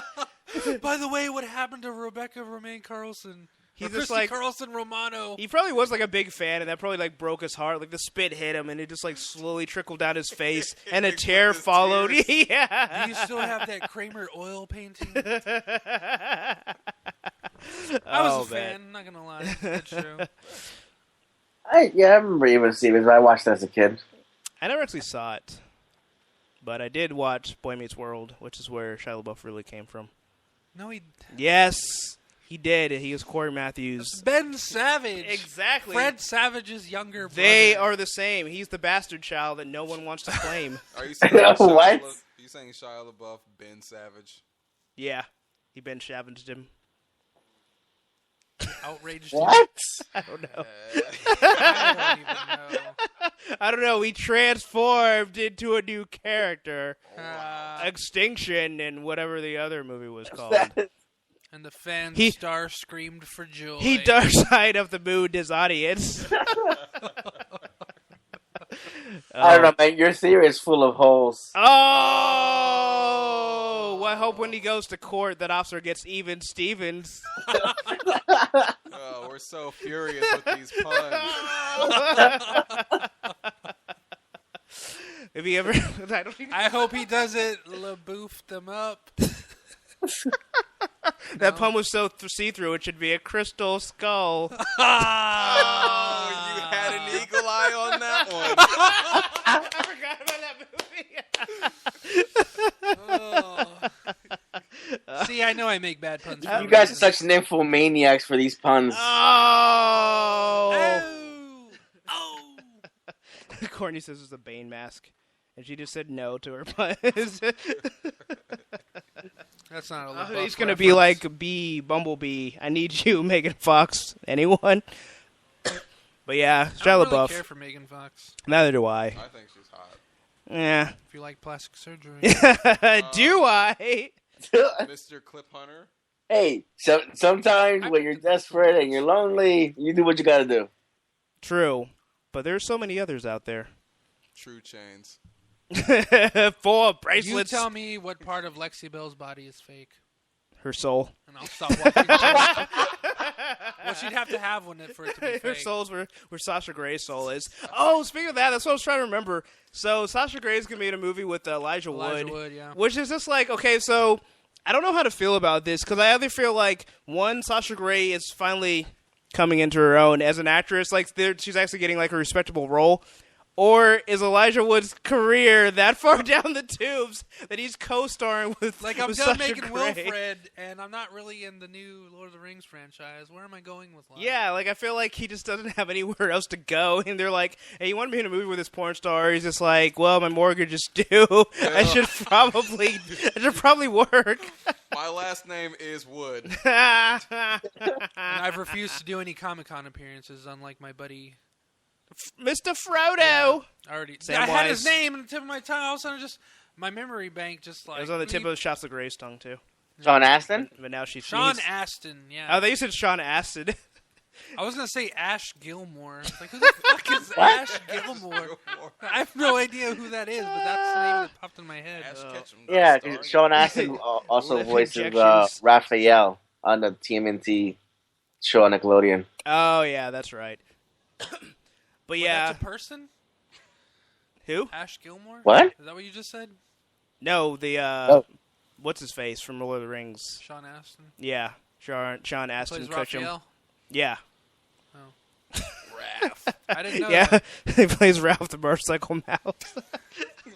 What was that? Mouse versus mouse? Stuart Little versus. My money's on Ralph. Mouse wars. Oh man, but yeah, I don't know. I just feel sorry for Elijah Wood because it's like. It's one thing, okay, like Shay from Game of Thrones, she was a porn star, and it's like, okay, your acting is very good in Game of Thrones. Like, it's She not was? like you don't feel, yeah, in whatever country she's from, Not popular. France? porn And I guess America. that's not really. They're not a real country, but I'll find out later. yeah, but you can look her up. But it's like you don't. But it's like that isn't. You can't really hold. You can't hold that against her as far as like your acting ability. It's not like wow, this is good. It's not like this is good for a porn star, or it's like this is just terrible. And that's what you would expect. It's like no, she's a legitimate actress. It's like I respect She's Sasha. good. Yeah, I respect Sasha Grey for trying to evolve her career, but it's like can't but act. it's like even okay, not even by Hollywood standards, by porn acting standards, she is fucking terrible. who are we talking about? Sasha Grey. Like, Sasha Grey can't even act in a porno movie. Like, that's how terrible her acting is. Wait a minute. Since when do anybody care with the acting on porno movies? Sir, That's I very important. am a That's the connoisseur. point of pornos. Actually, Now, obviously. well, okay, so there's this thing that they Wow, have. since ever. So Luis, so there's a thing they have in Austin called Titty Bingo. And they play clips of porn movies without the sex part. It's just like the actual storylines in between the sex, and it's actually like some of the actors are pretty decent. Why? Those are just Sound like filler. one of many. Well, it's just filler. Well, that's the whole point of it. Because I mean, they can't just. Well, I guess they could just show a porno, but that's not the point. But It's a lot of fun. yeah, no, it is actually a lot of fun. It's really cool. Bingo. But it's like Sasha Grey would be put to shame by the acting caliber of the people there. But the reason why it's relevant, Luis, is because now she's trying to be a Hollywood actress, and it's like that's how bad she is. Like it's fine for her to be a terrible actress when acting is secondary, if even secondary in porno movies. But it's like in a Hollywood movie, co-starring opposite Elijah Wood. Yeah, okay. Yeah, I understand. Yeah, in Hollywood movie, actual movies, sure. But, I mean, for everything else, it's like, whatever, don't care. Yeah, so I don't know. I have a small smidgen of hope that maybe she's slightly better than she was in Girlfriend Experience. How was she in that? She was Not good. pretty much like imagine a block of wood, Okay. and imagine you gave lines to this block of wood, and imagine how much energy and emotion you'd get out of this block of wood. The block of wood would give you a more passionate performance than Sasha Grey. So, okay, Sasha Grey, Kristen Stewart, Megan Fox. How do we compare the three of those? Where does she fit in with those two? Well, Megan Fox definitely would be above her. I've never seen any of the Twilight movies, so I don't know what Kristen Stewart's acting is like. But she probably still has more. Yeah. She has no emotion in her face, and she is a mouth breather. Yeah. I don't know, because Sasha Grey's still good to look at, so I guess I'll give her an extra point for that. But as far as acting goes, she's still just awful. Well, I think Kristen Stewart's pretty good to look at. But better than Sasha Grey. Better Better than all the forbidden things that Kristen she's Stewart done. and Sasha Grey should just have a staring contest, and we would be here for like decades trying to find who the winner is because they would never change expressions. I know it would be great. Like, they would think that they're doing a role, and they're like, oh, we did a really great performance. Like, oh, we thought you guys were having a staring contest for an hour and a half. It's like, no, this was our dramatic acting. This is our dueling banjos. So, yeah, I don't know. I haven't seen the trailer yet, but I want to see it, and I don't know. Maybe she's less crappy. I doubt it, but we'll see. Well, she got the role, so she was good to somebody. Yeah, the director probably. Well, Steven Soderbergh is the whole reason All right, why she even has a career. Because like You're hired. yeah, he's like wiping himself off. They didn't. No, I'm sure he didn't even have to wipe himself off. He's just like that. He was probably just more like, than got the job, he's like, girl. Sasha, you passed your oral exam. Get onto the set. Yeah. We can start filming. Yeah. He was like, I was filming the whole time. It's just like, we were filming already? Yeah. Here's your check, kid. Get out of here. I don't know. Maybe It's like Steven Soderbergh. He's a celebrated director. And so him making this movie, and even if it was shit, it's just like, well, he's Steven Soderbergh. Obviously, he sees something in her, and that's more or less it was called a penis. a good mark on her acting career, working with such high talent. So now she's getting all the. I mean, she's not getting like incredible roles, but I mean, she was on Entourage for 2 seasons. Yeah, I haven't seen those episodes. I don't know if she's any better because I mean, she plays herself. So if she. Within the world of Entourage. So I'm Sasha Grey, celebrated porn star. So I guess there's no way she Dating could do a fictional movie star. I mean, I guess it makes it work in Entourage because even if she's terrible and emotionless, that's how she is anyway. Yeah. So there's really no way for her to fail in that regard. I mean, even then, you still have to act. I mean, when Fakeagent.com. What is it? Courtney says fakeagent.com is how she got those those acting jobs. And this is the end. You had all those actors playing versions of themselves. Yeah. But, I mean, your perception of how they act is with some type of emotion. She's like, okay, so the way that I always think of Sasha Grey, and this is really fucked up, but someone was comparing her, someone was like, you ever seen the look in Sasha Grey's eyes? Like, they're cold and dead like a child soldier. Like, that's how someone pretty much compares Sasha Grey.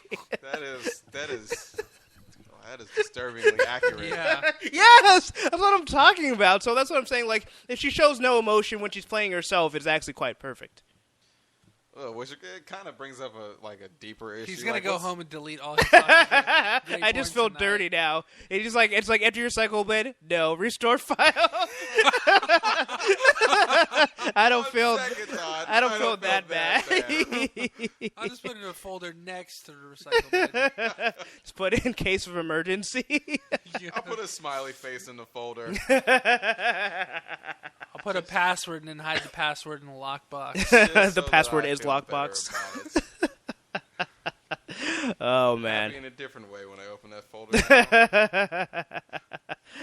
Oh, when you see her now on your computer, it's just gonna be like child soldier. You're like, ah.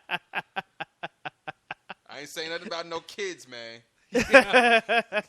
Yeah, she's like, I don't do kids or dogs. Remember? Oh, I just got the Courtney said Ender's Game. Do it now, Ender! Do it now! No, they're child soldiers. Blood Ocean says, you should watch Welcome to the Rileys. Kristen Stewart is in that movie alongside James Gandolfini and Melissa Leo. Great movie.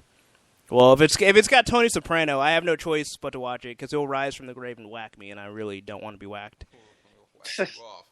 You know the best part about James Gandolfini? So I remember reading this interview with what's his name now? Ray Liotta. Dead.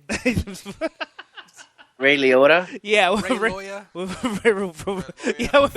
Ray Liotta insurance. And he was talking about he's like pretty much a pushover in real life. Like he's like it's kind of ridiculous how he plays like such a tough guy, but it's so completely opposite of the way he is. James Gandolfini is like paparazzi don't want to come around him because he will fuck them up. Like he's not mafia, but he's just as much of a hard ass as he is like on his show. Oh, he's ex-mafia now. Yeah, yeah, he's 6 feet under mafia, but he's 3'6" mafia. Hey, HBO crossover. Hey, still spinning. but I don't. No, the scissor. But I always thought that was funny. He's sipping on scissor up above now. He's staying fly. But I thought, yeah, like an angel. But I thought it was funny how he actually like embodies that character. Like because I didn't realize it, and then I was listening to a podcast. They're talking about how he's always getting into like trouble with like someone would be taking a picture of him, like, "Hey, motherfucker, why are you taking a picture of me?" Start fucking him up. It's just like, and then at the same time, it's like on one hand, it's like, okay, it's a real issue. He's got anger issues. It probably shouldn't be assaulting people. On the other hand, you're taking a picture of Tony Soprano. You should know what you're getting yourself into. Like, it's at your own risk. The Amish Mafia. 3-6 Mafia, twerk.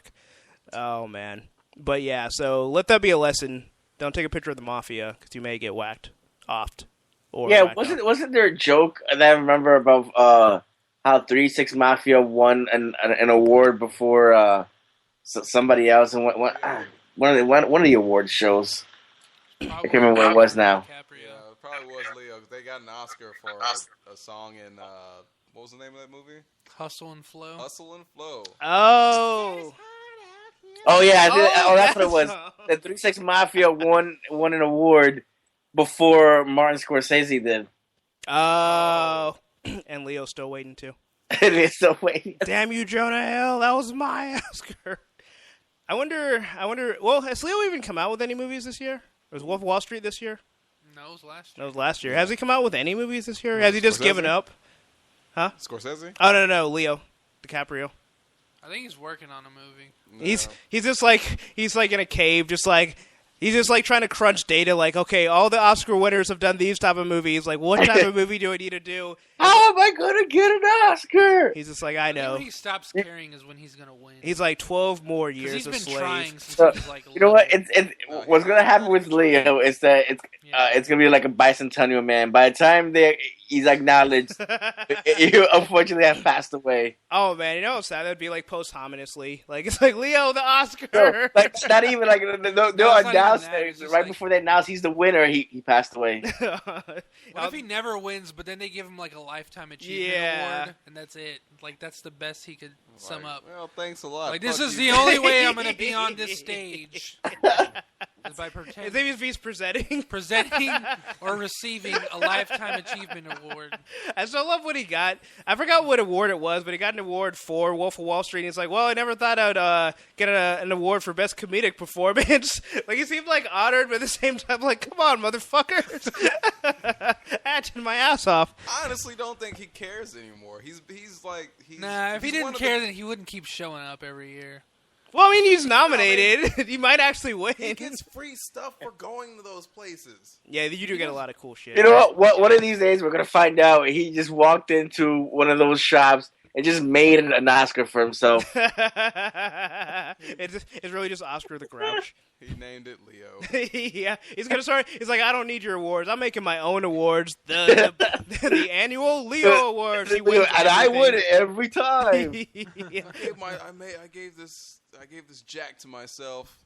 It's gonna be him on the, I'm the king of the world. It's really like Shutter Island. He thinks he keeps winning, and he's really just in this insane asylum. Oh, he's so close.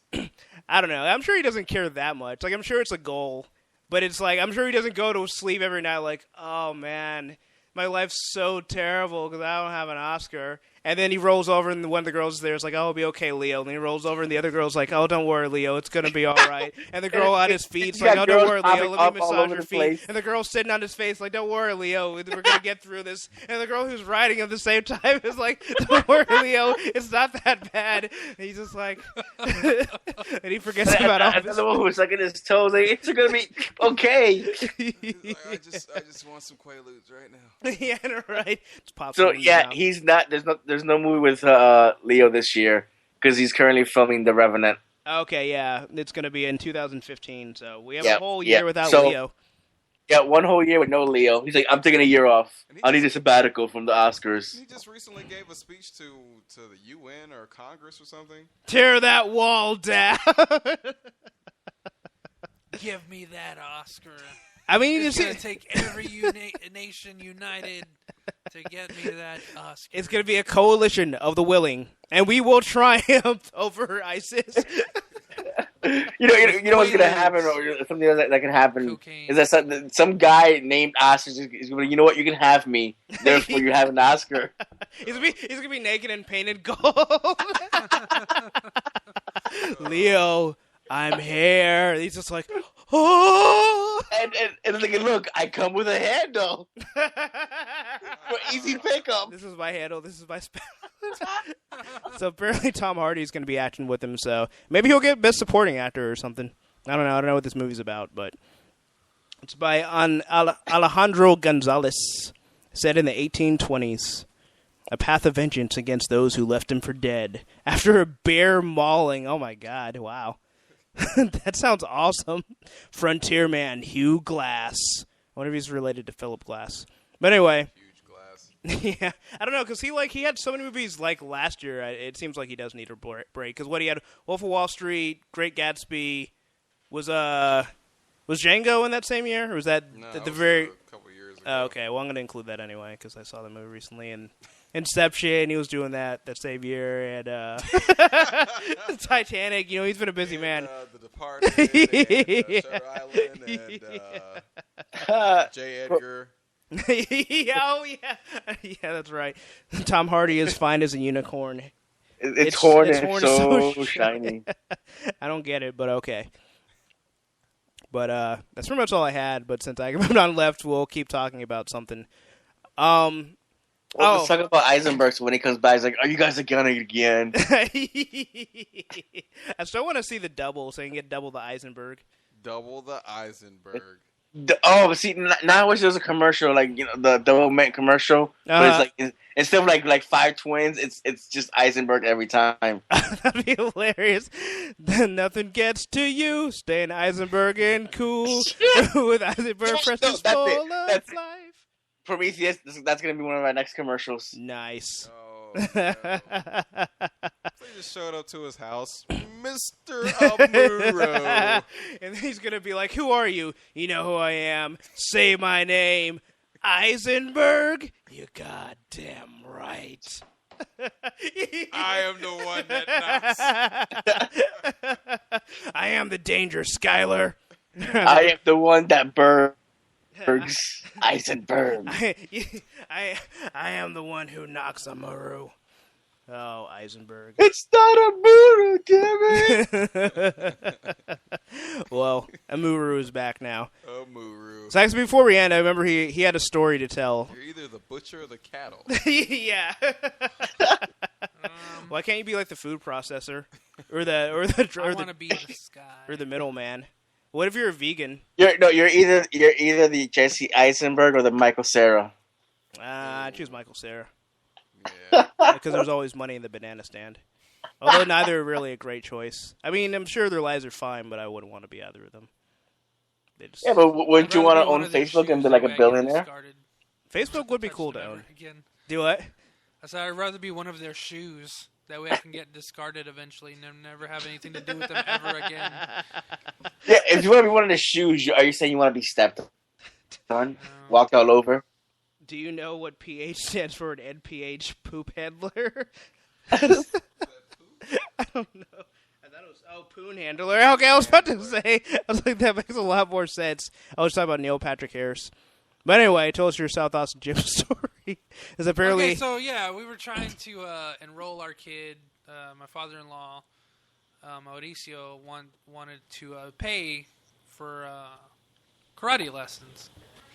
Cool. So we were looking around, and I recommended South Austin Gym because one, Prometheus works out there, and one of our buddies, Tyler, who did our artwork for Extraordinary, really cool dude, and will kick the fucking head off of you.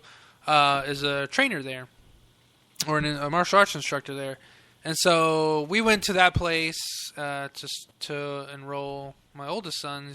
He's almost 4. He'll be 4 in like December, and everything was going pretty good. And we talked to this one guy who, coincidentally, his name is also I think Maurice. Maurice, tall black guy. Oh, okay, yeah, Maurice. Yeah.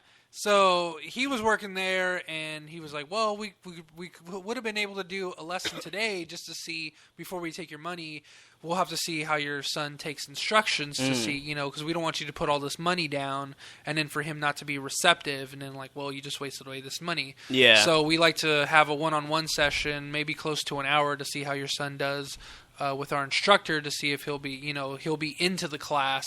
That way you feel more comfortable about putting money down, and we don't feel like, we're more or less. It was just like we don't feel like we're wasting our time on some useless kid. But he said it a lot nicer. So I was just sitting there thinking like, yeah, okay, I know what you mean. Let's just continue. So the instructor that was supposed to be there was in the hospital for some reason. Ebola. Yeah, like the guy that usually does the training the kids, and I guess he also does the main training. Yeah. Like he was like, yeah, he's not here. He's like in the hospital. Maybe he got into a fight with himself. I guess. We're like, well, yeah, it's even more reason not to go now. Put a scar on his own face. Maybe Yeah. Eisenberg shot him. So we were just like, well, what happened? It's like, can he work out with anybody else? I was like, well, we have a bunch of other instructors, but it's already a really busy week. We can try to do something for Friday, or Thursday or Friday, and it wasn't going to work because that was Comic-Con. I was Wizard World. Yeah. So I was going to be busy Thursday, Friday, Saturday, and the classes would have taken place in the evening when I wouldn't be available. Mm-hmm. And so, Hibiki wanted me to be there for the pictures and stuff that she was going to be taking. So I don't know, whatever reason, we usually don't, but we paid $35 because it's like $35 a week if you just do the weekly basis.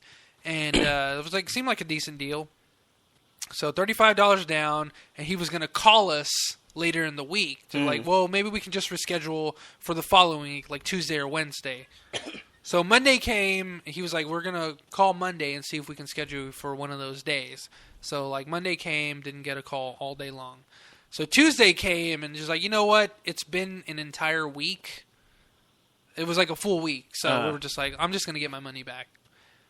So Hibiki called up the place, and she was like, yeah, I was supposed to be receiving a call from Maurice about setting something up for my son. And the guy that picked up the phone, he was like, yeah, Maurice is in the hospital. And we were like, what?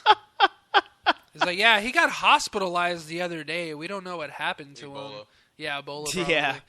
So we're like, we don't know what happened. It's just like, well, shit, he's your fucking employee. How do you not know what fucking happened to your own employee? Like, the guy's supposed to be in the work. It's like, you don't even care how long he's going to be out. He just went in today. We don't know what happened. So Jenny's just like, man, is this like a recurring theme? Like, we showed up last week, and you had an instructor hospitalized, and all of a sudden the guy that talked to us hospitalized, and you have no idea what we're talking about.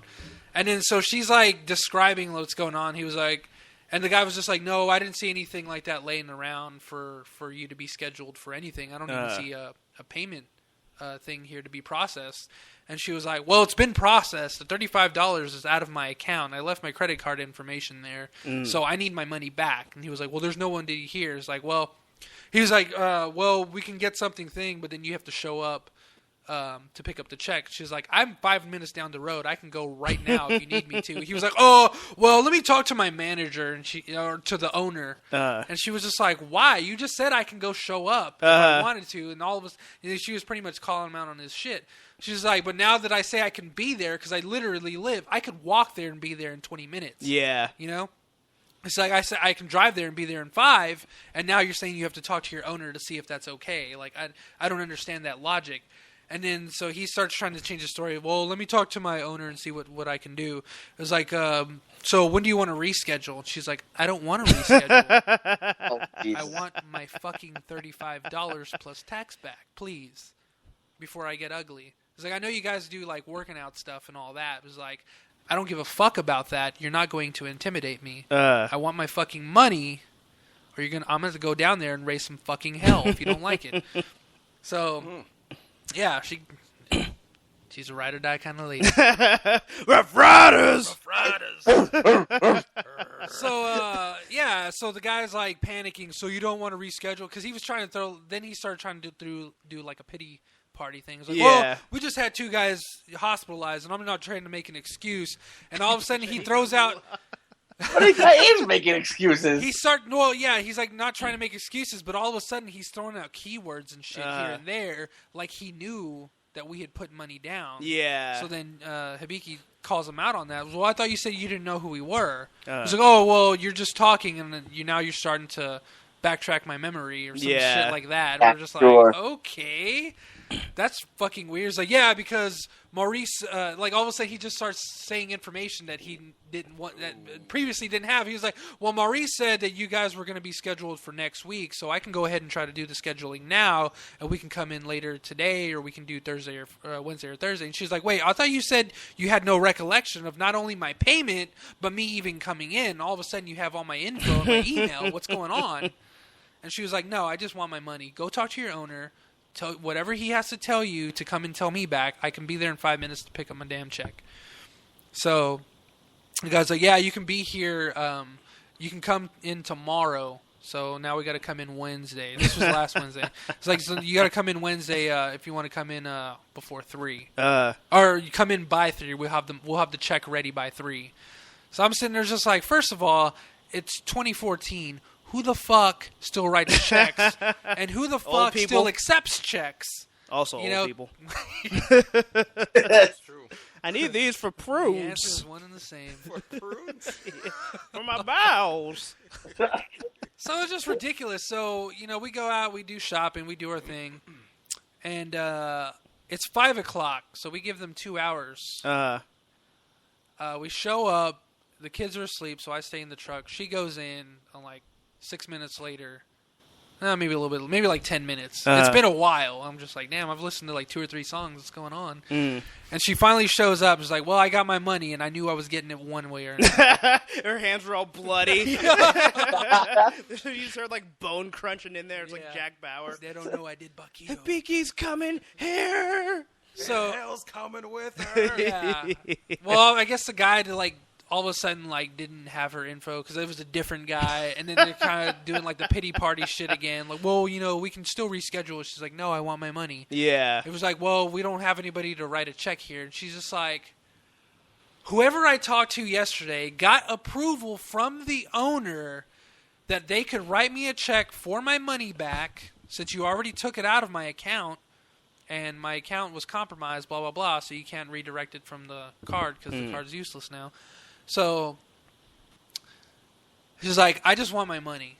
That's it. I just want my kids back. Yeah. He's like, well, you're going to have to give us some time. It's like, oh, I'm sorry, but I've given you plenty of time. It's like, whoever I talked to yesterday said that the check would be cut by 3 o'clock. It is now 5 o'clock and ticking. I gave you 2 extra hours plus... I want $35. I don't know what's so hard about that. I'm not trying to be rude, but what is so hard about just giving me my refund that's already that's already been approved by your owner twice? I feel like it's like payback. I just want my $35. Sir, you can have $100. I need my $35. Yeah.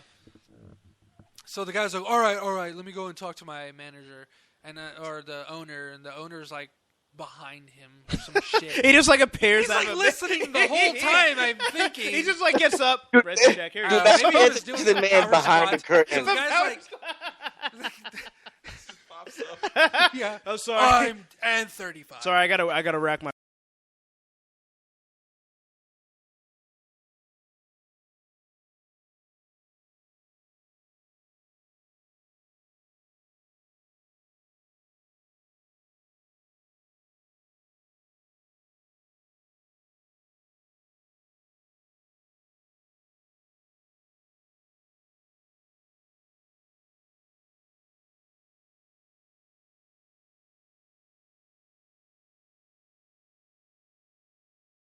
Don't pre-order your lessons because you might not like them.